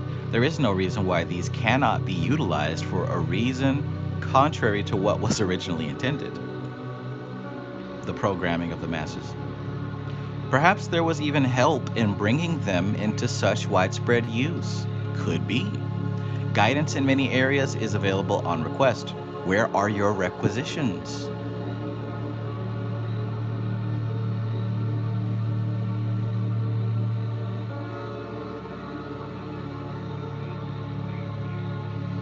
The length of these daily messages depends on how much information can be received and assimilated, and in the conciseness of the message format. Clarity and conciseness are the goals, with enough repetition to assure the information is planted in fertile ground. If not, then another approach is used.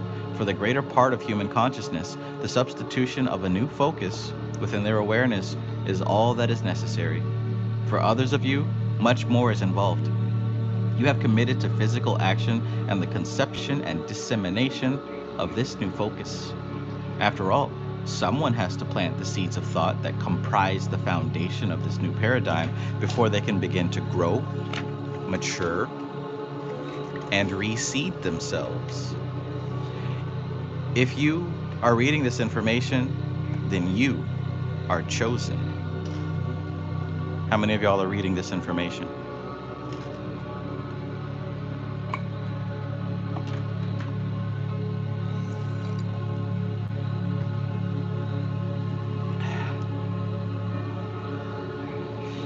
Now the ball is in your court, and you will choose to be chosen or not. It is your free will decision. Our blessings are given as you process the information and provide it to others for their consideration. In your vernacular, hang in there. The roller coaster ride is just beginning.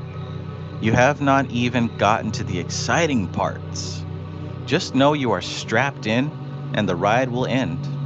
However, I doubt you will wish it had lasted longer. Not this time. I heard that.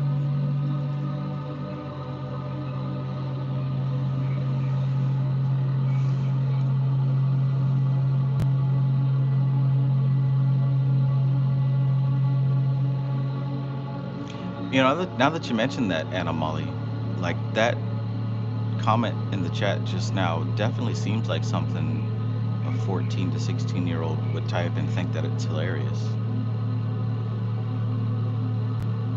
Hmm.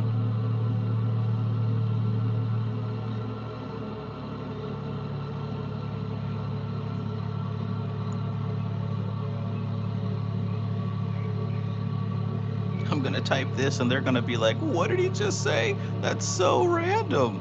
Oh. Oh, poor thing. We're gonna leave that there so you can think about what you just did, Bucko.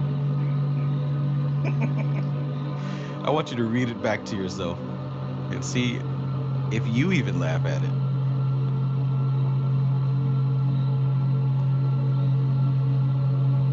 When I was young, someone taught me a valuable lesson. They said, before you tell a joke, see if you'd laugh at it. If you wouldn't even laugh at it, what makes you think somebody else would? That was a good lesson I got that day. Tell you what.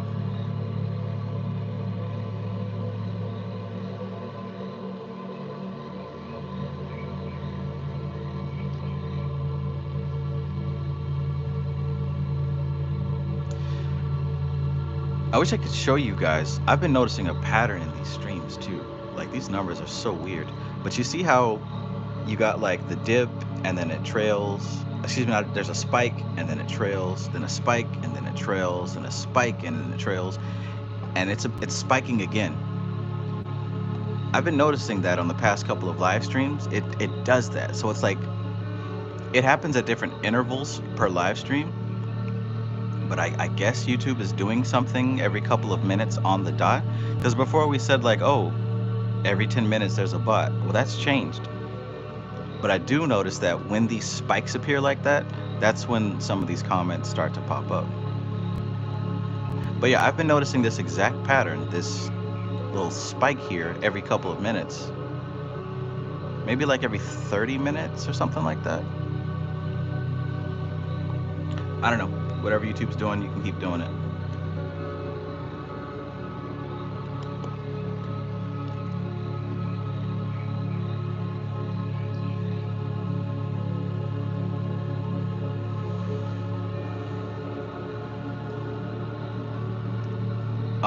One good thing is that each spike is bigger than the last. I ain't hating on that. Perhaps YouTube is trying to figure something out. In any case,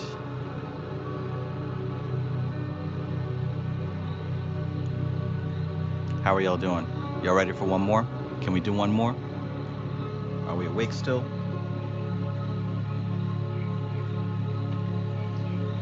No, I'm gonna give you 10 out of 10. That'll give you something you can't forget. Baby, all night again and again. Yeah,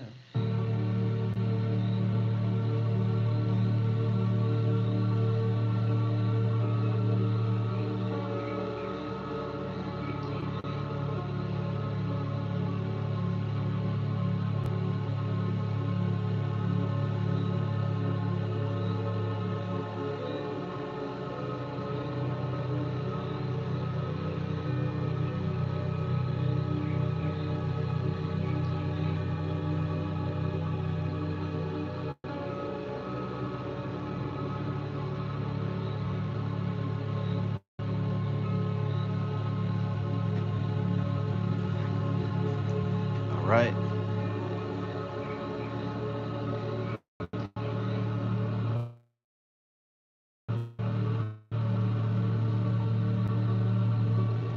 All right. Run it. Veronica, I'm glad you're still here. I gotta hear from you soon, Veronica. It's been a long while. I don't think I really heard from you all year. All right, let's do this. What's 30 in Spanish? Numero. Let's see. Tre.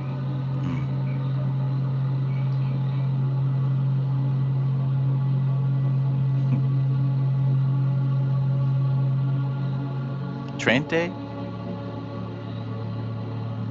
Trente, yeah, that's it, Trente. Thank you, Anna Molly. Numero 30. The focus of these messages has been toward the dissemination of information that concerns the expansion of your understanding with regard to plans and appropriate attitudes and actions within group areas. There has been little information with regard to your personal experiences and application in that area. Hmm.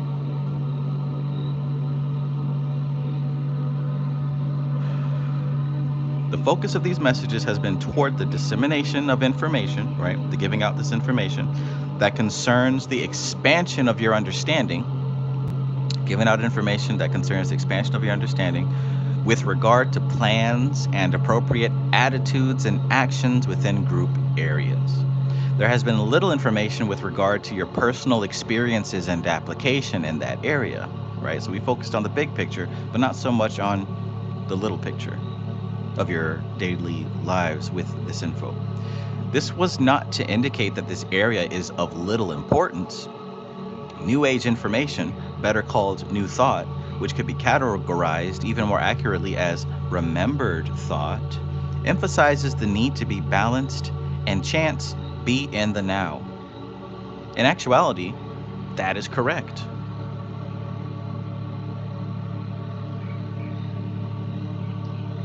As previous pointed out, all of the cycles within the cosmos galaxy move toward and away from the center point of stillness or perfect balance. In order for the galaxy to be in balance, the cycles are moving within a balance of those moving away and those returning to each balance point.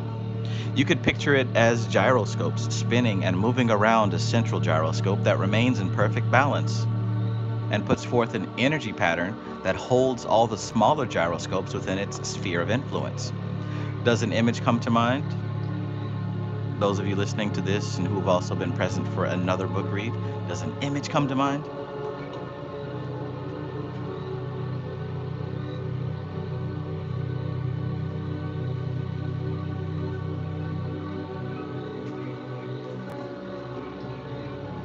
Why is it so specific? Go to.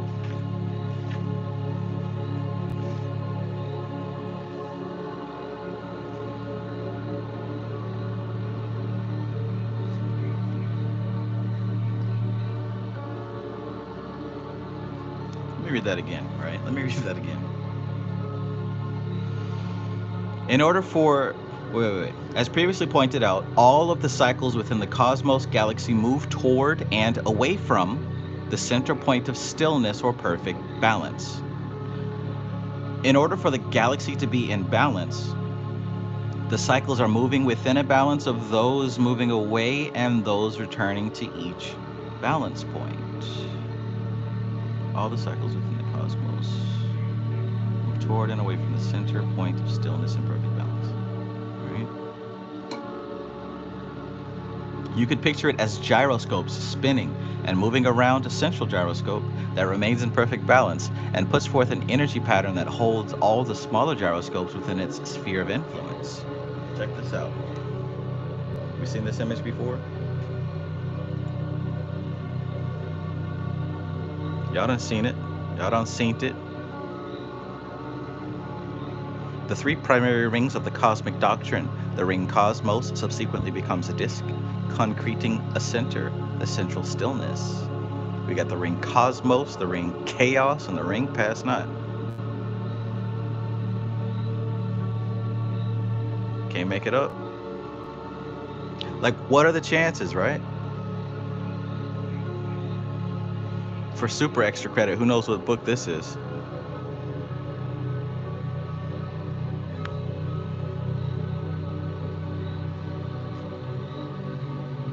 Hazard Pie, peace. It's the ignition, hiding fresh out the kitchen, fresh out the hot grease, crispy donuts.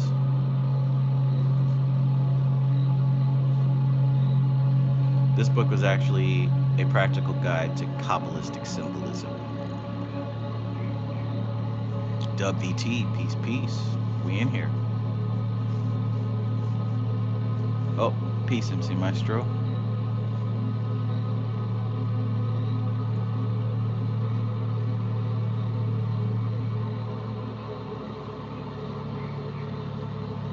All right, let's get to it. Each gyroscope outside the central focus contains within it a myriad of smaller gyroscopes. In order for this entire system to continue in existence, there must be an equality of energetic motion. If one gyroscope gets far enough out of balance to approach a point beyond its ability to return, then counterbalancing must take place within the whole system, with the focus of holding it within the range of safety. This is, of course, an oversimplified picture, but gives you some understanding. It allows you to picture Earth at its tilt of 23 degrees, approaching a point of losing its ability to return to balance.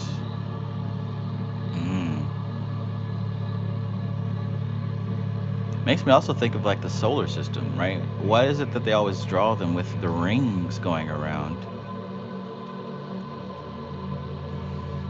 And Molly says, man, those two books really wanted to be read concurrently. Facts.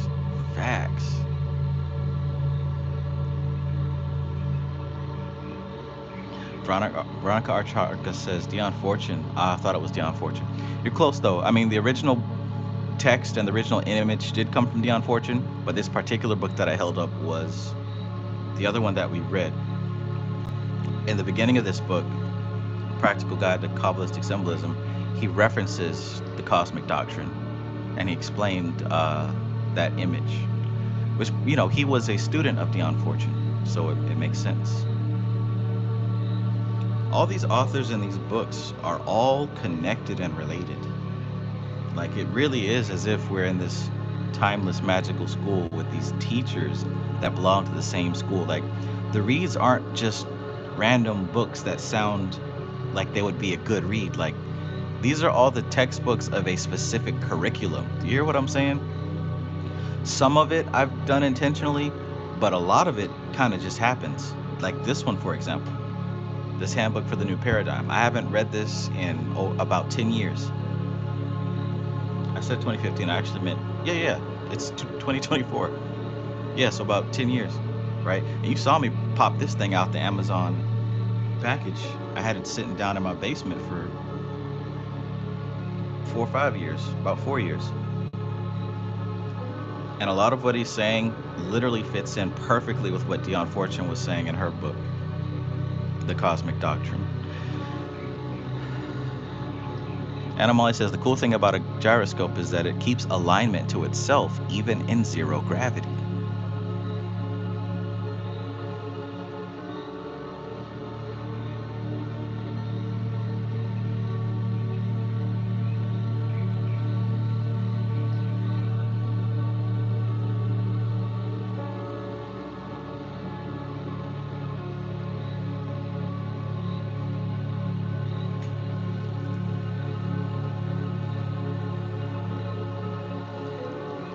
IDKDKDF says, yeah, I still study William G. Gray.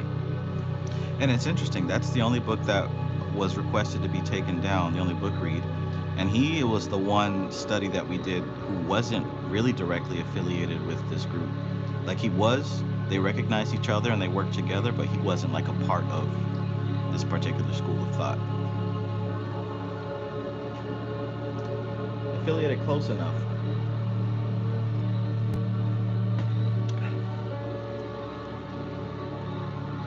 All right, let's continue. If you consider that within the gyroscopic picture of Earth, there are 9 billion tiny gyroscopes, each spinning on their own axis, the balance of these influences, there are 9 billion tiny gyroscopes, each spinning on their own axis. The balance of these influences the balance of the larger one.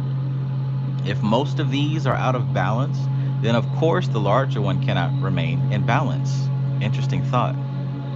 Grasping this picture leads you to the understanding that the fourth universal law is that of balance. One pattern of thought that holds powerful influence in the balance or imbalance of personal expression is that of past, present, and future. Since all are necessary for various reasons of survival and progress, they are embedded within the ego observer mode. You remember the burn, and so do not touch the stove again. You desire to build a larger house for your family, so you envision the steps your future must contain in order to attract that experience, and so you migrate between the two. However, there is the moment of now that you experience that is not either past or future. That is your balance point. It is your place of rest. You return there during each sleep cycle. There was a time as the planet revolved in the cycle of light and darkness. All were active or resting in unison, which brought greater balance to the whole.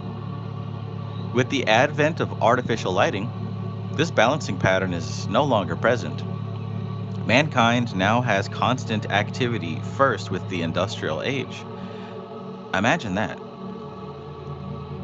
Before electricity, we can think that probably most everybody actually went to sleep when it was nighttime around the world.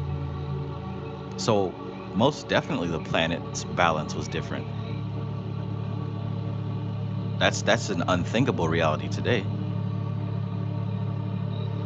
Mankind now has constant activity, first with the industrial age. Now, in the technology age, even within the homes, the hours of rest within a family are varied.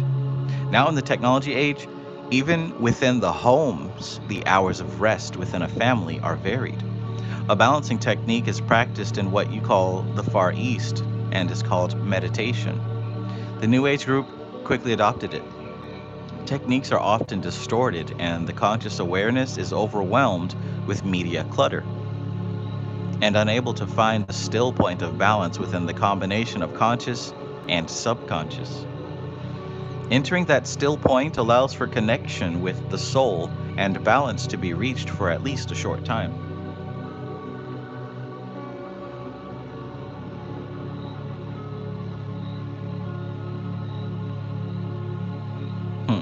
Techniques are often distorted, and the conscious awareness is overwhelmed with media clutter and unable to find the still point of balance within the combination of conscious and subconscious. How many people have, like when you're either meditating or when you're just waking up, when you're in between sleep, how many of you have like random bits of media float up into your awareness. Like when you're sitting still to meditate, or when you're lying in bed just coming into awakeness, or maybe even drifting off to sleep. How many of you have memes that pop up, right? Or like some video that you watched, some Pornhub scene that pops up. How many of you have some type of media that pops up randomly when your brain is actually still? Interesting how that works, huh? And what happens if you cut some of that out? He said that techniques are often distorted and the conscious awareness is overwhelmed with media clutter and unable to find the still point of balance within the combination of conscious and subconscious. Entering that still point allows for a connection with the soul and balance to be reached for at least a short time.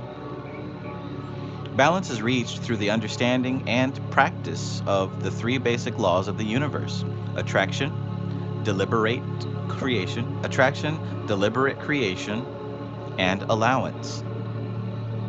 If you review the previous messages, you will find within the information suggestions for resolving this problematic situation of the population of Earth. Hold on.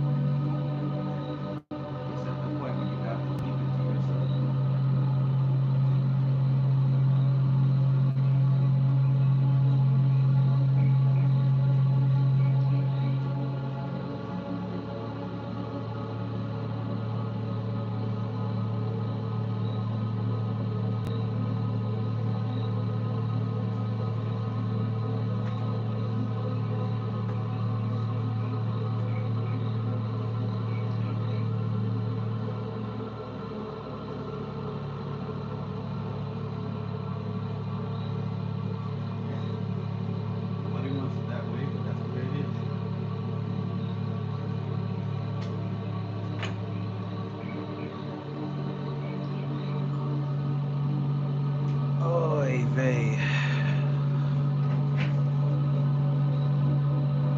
Matthew Watson says, Mortal Kombat fatalities used to pop up for me a lot, scare the crap out of me. You know, my son's brother recently got Mortal Kombat. I don't know how I feel about my son playing that. I mean, he seemed to be okay with it, but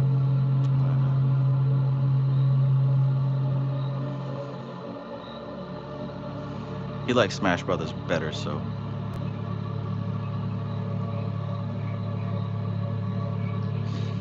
All right, let's keep going. Where was I?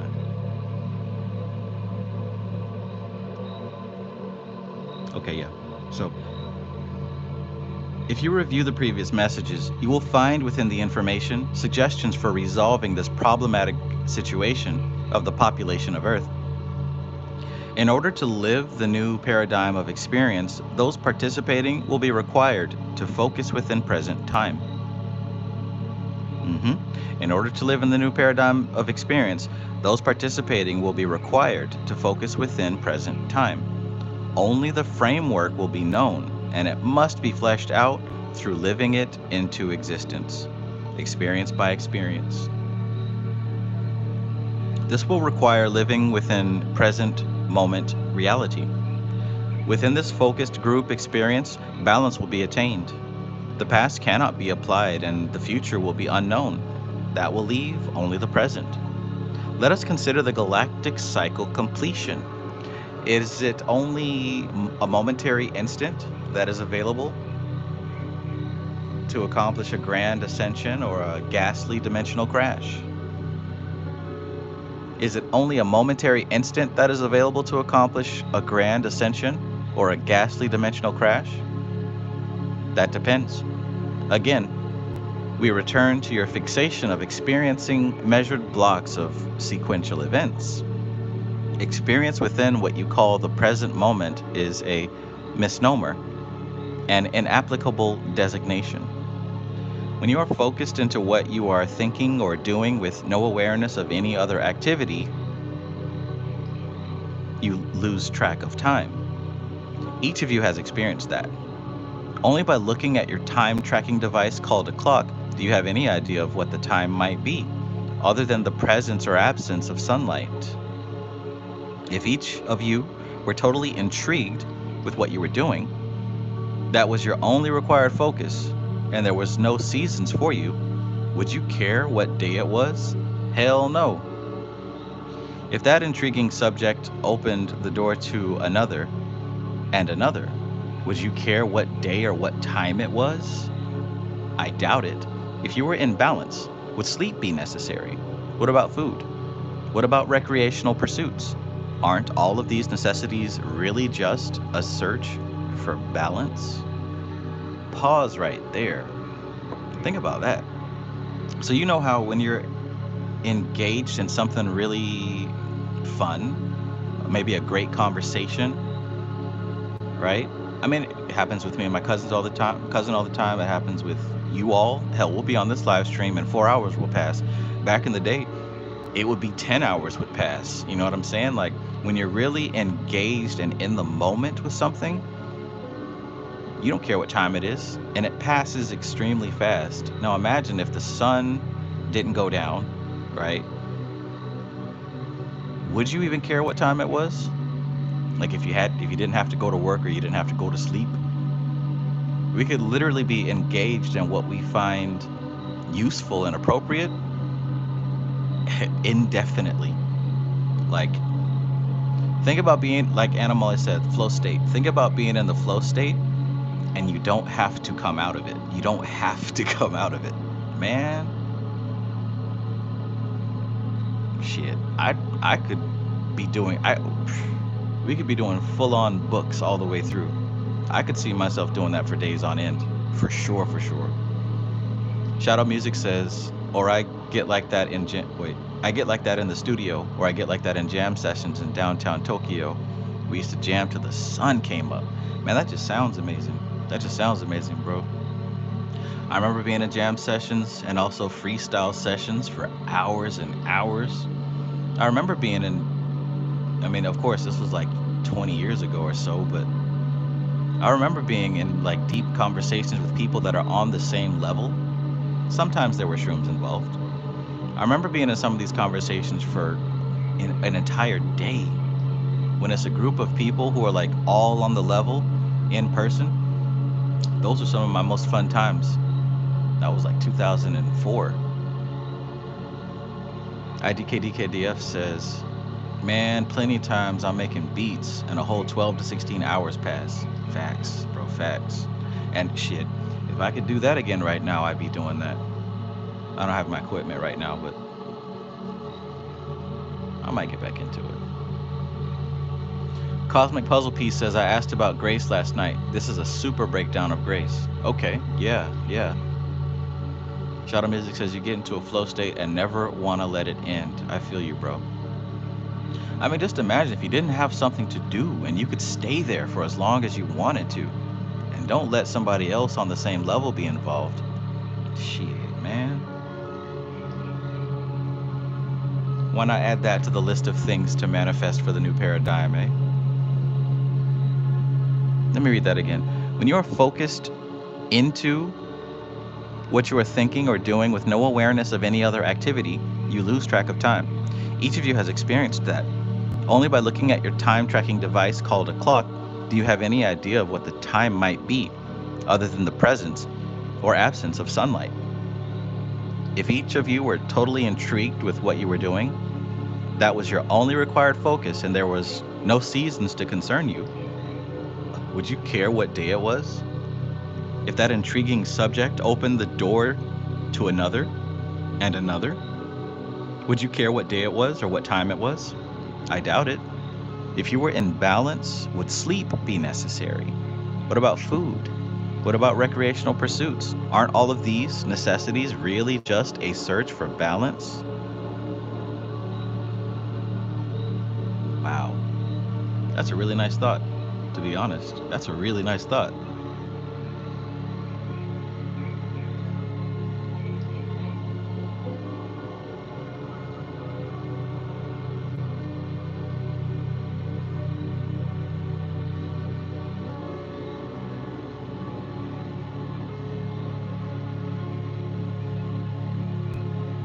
Let's continue. This is not suggesting that you become breatharians. These are simply ideas to intrigue your imaginations.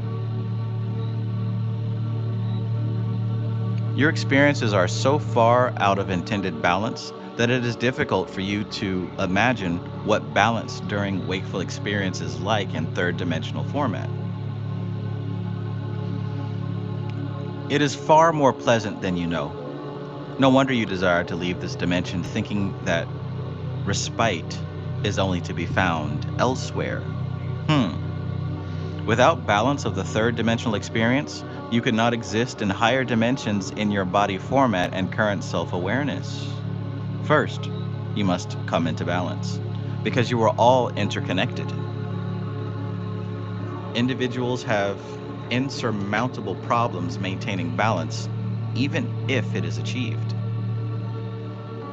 It is necessary to bring a large number into balance to accomplish what is necessary in the bigger picture.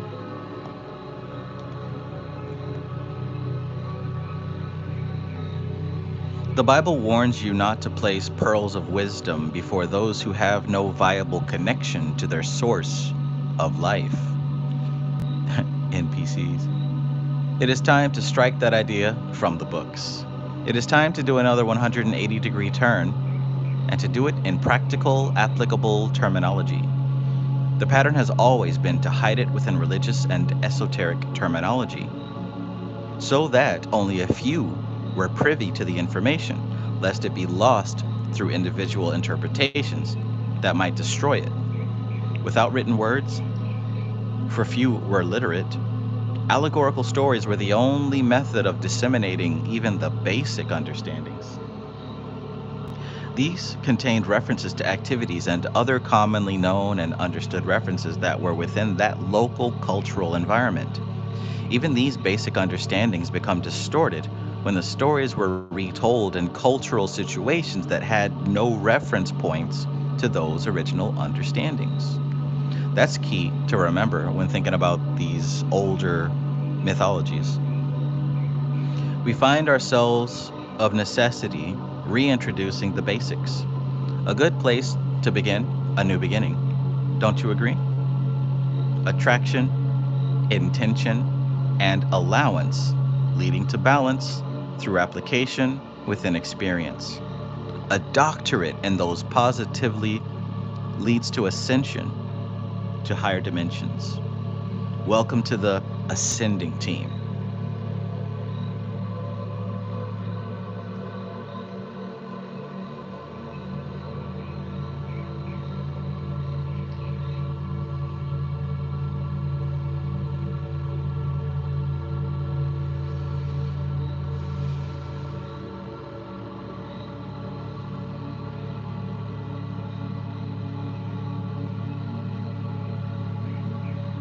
Welcome to the ascending team.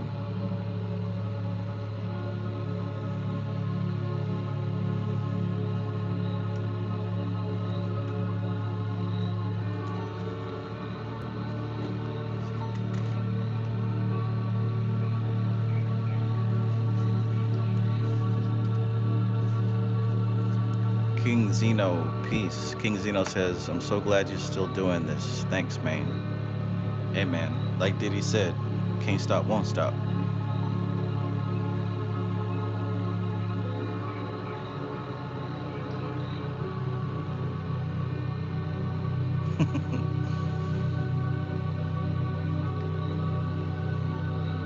Goodness gracious. All right, y'all. Fuck it. I'm gonna do one more. Let's do one more. Only because that last section felt so nice. Let's do one more. Number 31, Treinta Uno. We are entering the period of time that leads to the beginning of the shift of energies that will begin the days of tribulation. Unfortunately, some of the predictions that have been made reflecting the plans of the dark side will manifest. Though they seem to indicate that the situation is irreversible, it certainly is not. This will be a time in which it will be critical that those of you who are privy to the behind the scenes maneuvers, which you are part, hold faithfully to the understanding and belief that they do indeed exist and are positively laying the foundation for the new paradigm. This new pattern of experience can be pictured as a shimmering castle coming forth amid a scene of frantic, confused activity. It is at first very dimly seen. Though this is hardly the pattern of what the new paradigm will resemble, it indeed draws on the Camelot myth as a recognizable fantasy containing within it desirable, dreamlike ideals. It is a process of it rising through the mists of focused imagination amid what appears to be reality. This is the understanding that we desire to trigger. If you are not a Camelot buff, then choose some other picture.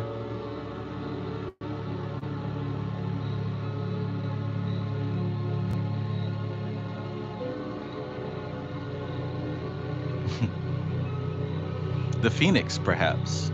Ah.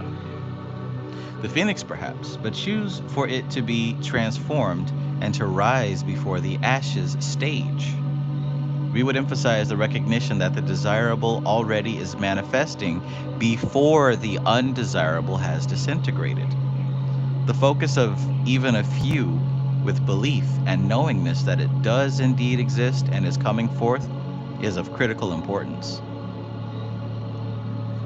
The focus of the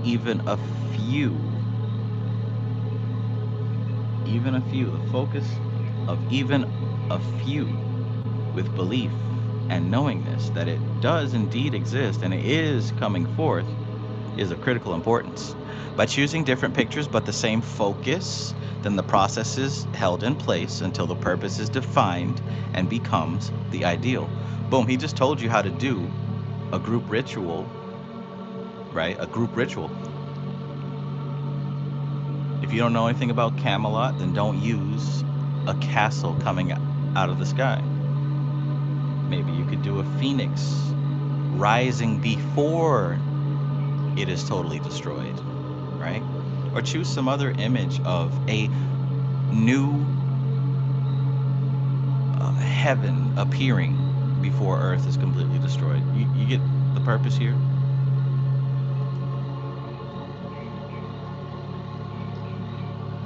If you guys play Fortnite, I know like maybe 4 of you do. You know that sometime halfway during the match, this new island explodes out of the sky and suddenly rifts in from another dimension. I think that would apply, right? And then there's a race to get to the island because it has some good loot.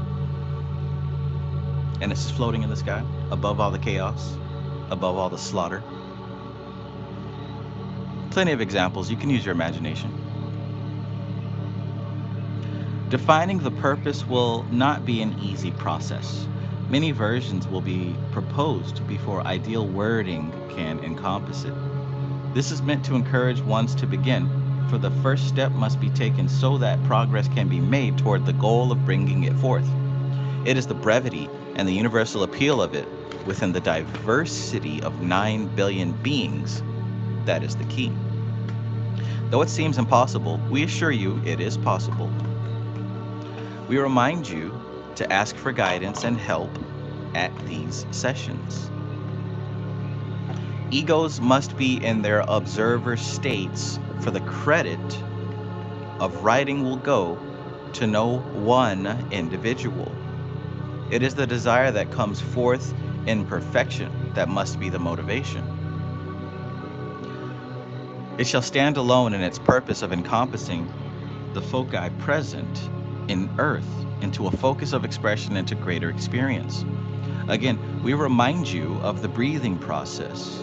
It will be taken in by the conscious awareness, contemplated, and expressed outward through desire for its manifestation into each personal reality and held dearly while it happens.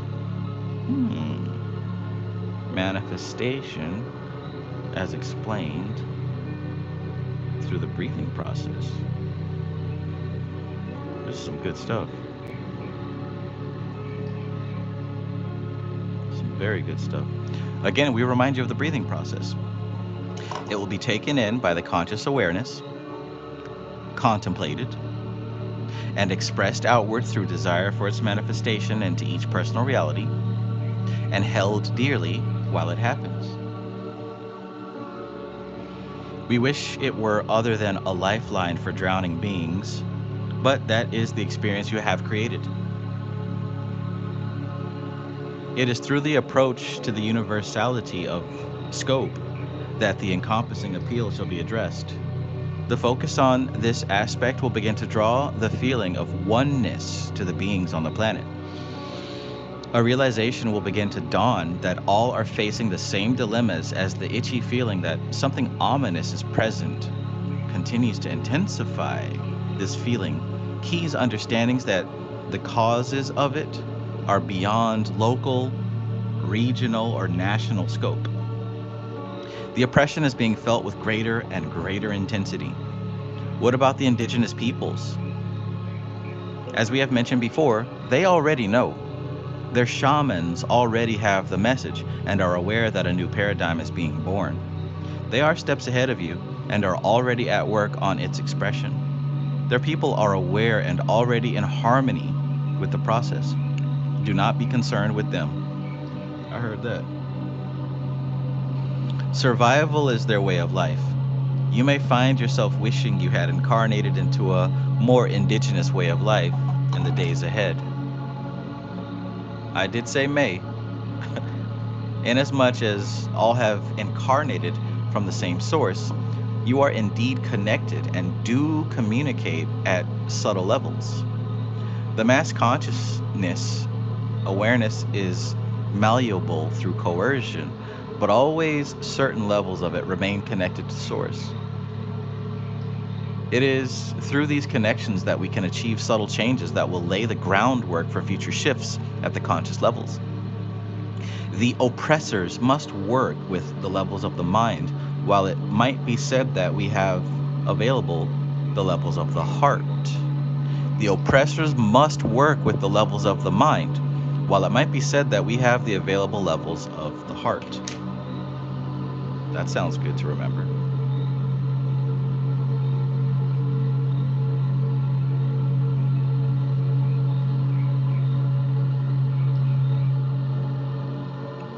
The heart feels.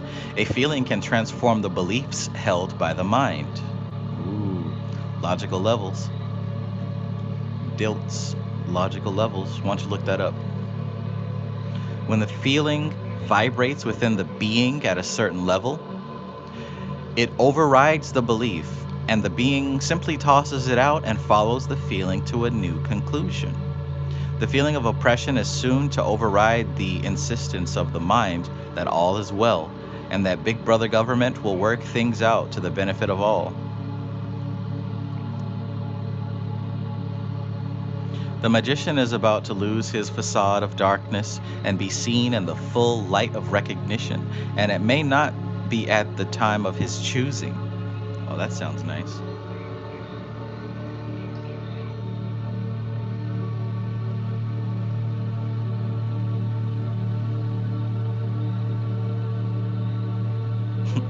Anna Molly says he's low-key telling the white people just settle down and don't go bugging the indigenous people. Yeah.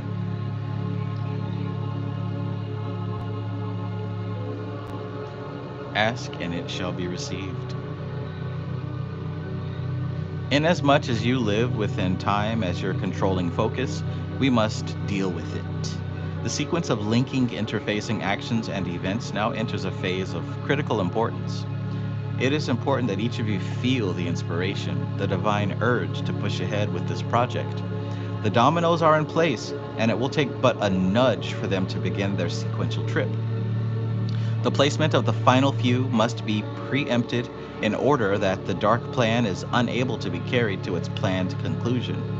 If a critical few can be removed, then the planned sequence will go awry, and glorious confusion will result.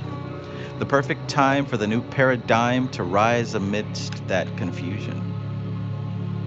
Its conception must, however, have been completed and the birthing process well underway at the subtle levels.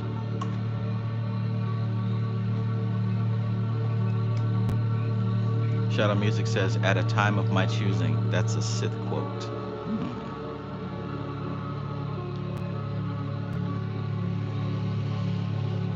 It is difficult for the information contained in these messages to stress the importance of various facets without becoming repetitive.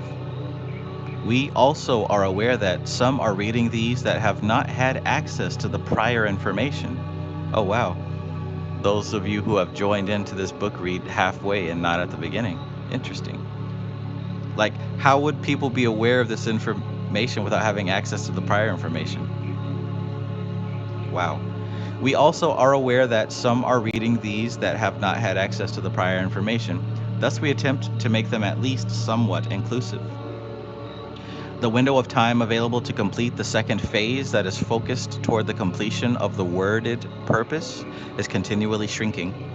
Therefore, we feel it necessary to continue to prod and poke lest it close without its completion. Chaos would then indeed reign, and the birthing of the new paradigm could become unimaginably difficult. The period of chaos could stretch on for a painfully long time in your counting. It is not this information that is important. It is the conception and completion of the writing of the purpose. Look, y'all think he's just talking to general folks. He's talking to you specifically. You specifically that's listening to this information. It is for you. It is for you. Because look around. We already talked about a message to Garcia. Ain't nobody else fit to do this. Ain't nobody else fit to do this. There's a reason why this is corresponding so well with the cosmic doctrine. It's y'all. You have been watching my channel for quite some time. Many of you have taken my classes, right? Many of you have done work already. You've done some training, some healing. This that he's talking about is for you specifically, not anybody else. Who else? Look around. Hell, look around on the internet. Who else would even be capable of what the hell he's talking about? I hope you hear what I'm saying.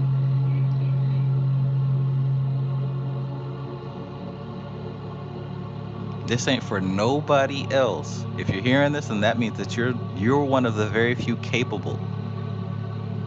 I just had to emphasize that because as I'm reading it, I put myself in a third person mode while I'm reading. But as I'm listening to these words, I'm realizing that message to Garcia part was not for nothing. Because what was the message to Garcia? It was talking about asking somebody to complete a task, and he went out and did it. Even though it seemed impossible, even though it was, nobody else could do it, it wasn't easy. He just did it. He didn't ask any questions. He got on his grind, his hustle, and did it. And that is a big part of what makes a man, right? Those of you who are listening who consider yourself men. A man is not any of the outside things. It's nothing to do with anything else. Not what you wear, not a damn beard. It's you being able to perform when it's time to perform. There ain't very many of those on this planet. There ain't very many of those in this culture, right? Not in this culture. A bunch of lazy jackasses for sure. Those are easy to find. If you're hearing this info and you're understanding this info, it's talking about you.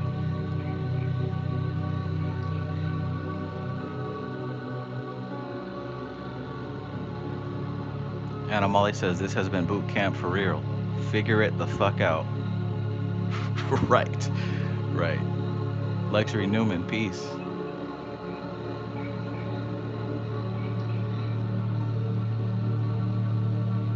Man. But those of you who hear me, you already know what time it is. You already know what time it is. And hell, this is the book read that decides that I'm getting. Look at the number of these views right here. Do you see that? This is the book read that this happens on, not the Cosmic Doctrine, not any of the yoga books, not Mystical Kabbalah.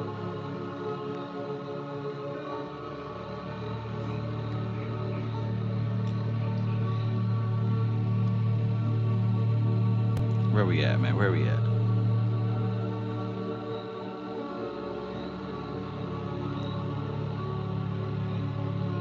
One more time. It is difficult for the information contained in these messages to stress the importance of various facets without becoming repetitive. We also are aware that some are reading these that have not had access to the prior information. Thus, we attempt to make them at least somewhat inclusive. The window of time available to complete the second phase, that is focused toward the completion of the worded purpose, is continually shrinking. Therefore, we feel it necessary to continue to prod and poke, lest it close without its completion. Chaos would then indeed reign, and the birthing of the new paradigm could become unimaginably difficult. The period of chaos could stretch on for a painfully long time in your counting. It is not this information that is important.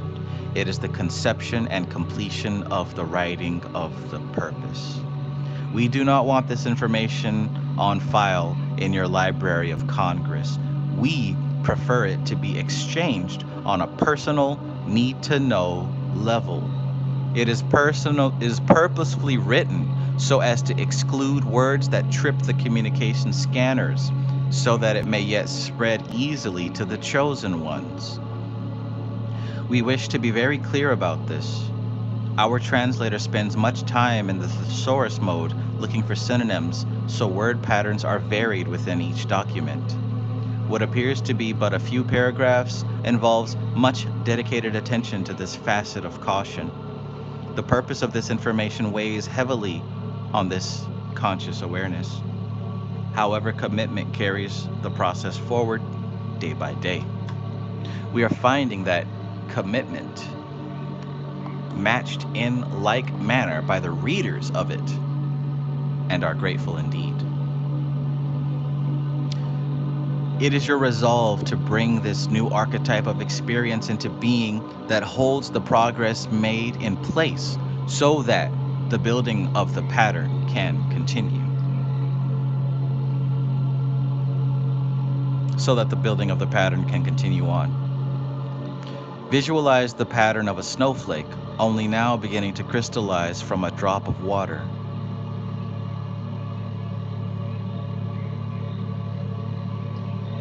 Visualize the pattern of a snowflake, only now beginning to crystallize from a drop of water.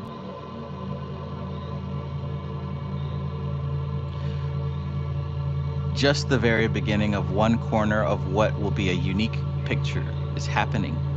You are not only watching the creation of something uniquely beautiful, you are providing the focus that will cause it to happen. 333 viewers and 33 likes. Wow. How could you avoid continuing to be an important part of this beautiful demonstration?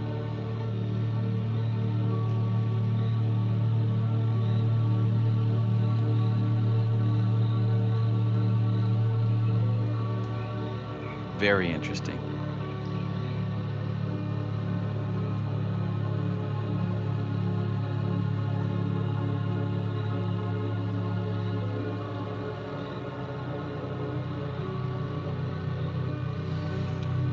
Luxury Newman says, my ego is deathly afraid of being the translator.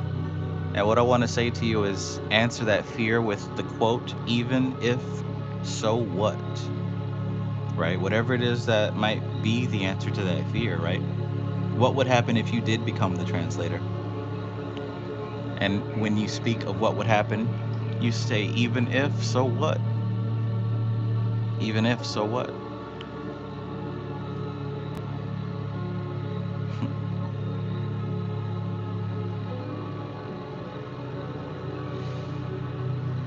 Oh boy.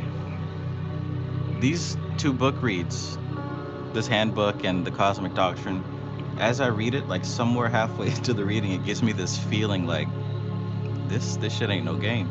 This is really going down right now. I'm glad that I decided to read that last chapter. That's a great one to kind of end it on for tonight. Cause wow. Fran McCoy, peace and welcome. Fran McCoy says, accidentally stumbled on here. Nothing is random. Old paradigm is crashing.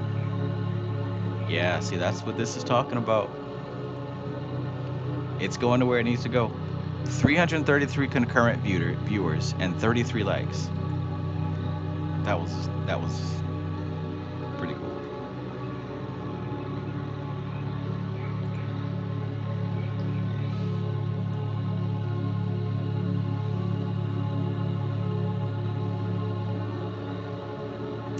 Okay, so there you have it.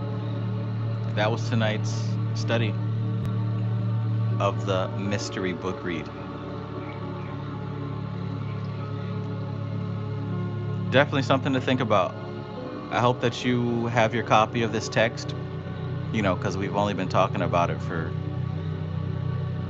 long enough to get a copy. Contemplate on the ideas presented. Remember that message to Garcia. I like the image of somebody ordering 12 copies, then 50 copies, then 100, then 1,000, then 100,000. Imagine your products selling like that.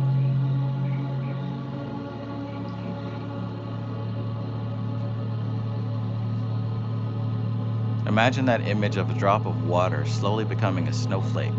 That's the stage that we're at. The desires, the hopes, gradually becoming a concrete manifestation. You don't have to have the answers. Just aim your focus toward the manifestation of an answer. Aim for it. Just aim for it. You don't have it yet. None of us have it yet. But you can aim your energy towards it, because what you focus on expands. You can't afford to be focused on the problems anymore. This is not about fixing the problems. This is not about fixing. This is about creating the new. This is about creating the new. So you can't afford to spend any more of your time, your energy on what annoys you and fixing the problem. This is time to start the new. I'm feeling it. It's coming through from every angle, not just this book. I think that a lot of the inner growth that we've been doing together on this channel, and you individually in your lives, I think that it's all for a reason. It's not just so that you can be happy and manifest things. What is being talked about here, I think, has always been the plan, even before we became consciously aware of it. Part of us knew, didn't it? Part of us knew. Like, we've all already been through we've been through those early phases. Oh my God, the Illuminati, the reptilians, the demiurge, the Freemasons. We've all been through that phase already. We're past that, right? So what's next? We've been through the phase of trying to wake everybody up, trying to raise awareness. We've been through those phases, right? Trying to save the world. We saw that that didn't work. We've been through the phases of working with spirits and demons and magic to get revenge, to get some love and sex, to get some money. We've been through all that already. And then what? All the stuff that we tried, that none of those things proved to be the end result. But what it did serve to do is bring you into a level of spiritual maturity, because you've crossed a lot of obstacles that most everyone else is too afraid to even touch. Terrified. Most people are terrified to go to the lengths that you've gone through for understanding, for knowledge, understanding, and wisdom. Most everybody is too terrified to even get started. And most of y'all already been through it. The question is, for what though? What's next? Well, I think we're getting to what's next. Why learn about the cosmic doctrine? Why learn about Kabbalah? Right? Why? What's the purpose? There's a purpose for it. It's not just because you need to know it. You need to know it for what? Why learn about the chakras and the astral plane? Like, when everyone else is content with surface level TikTok info, Why is it that we keep going deeper and deeper and deeper just so we can go to sleep scrolling through memes endlessly like everyone else?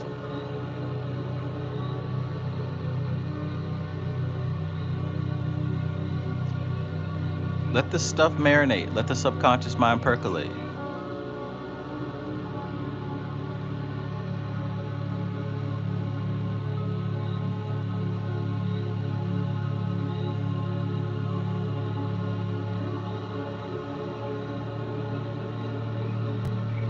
King Zeno says, Mama Universe works winks be different. I was led here from being lost in my sauce all day. Thanks, Trav. Thank you for listening.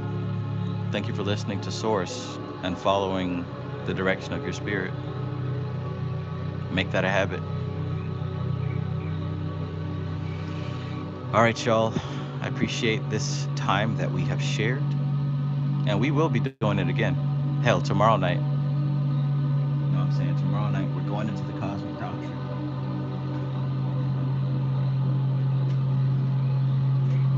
We will continue our training. See, this is the new school. This is the new mystery school. So they're looking for it and they can't find it because they don't know where it is. Oh, but the students know. The students know where it is.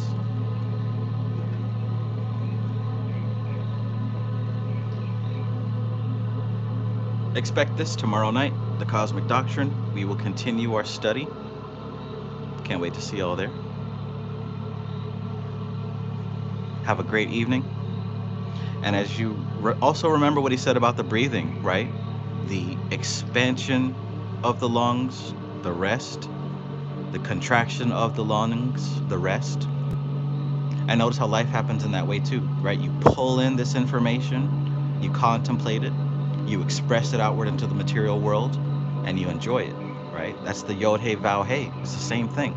And notice what he also said. He said that he's using words so not to trigger, suspicions. This is still a magical book. This handbook.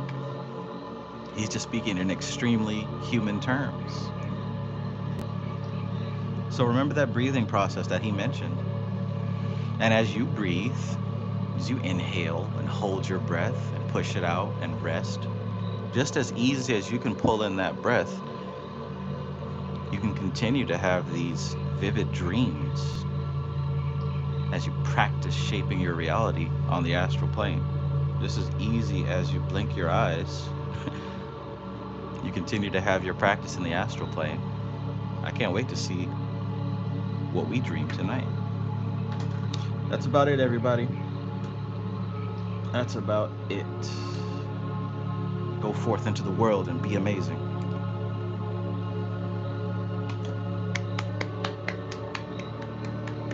Got your passport, got your shots. Back to America.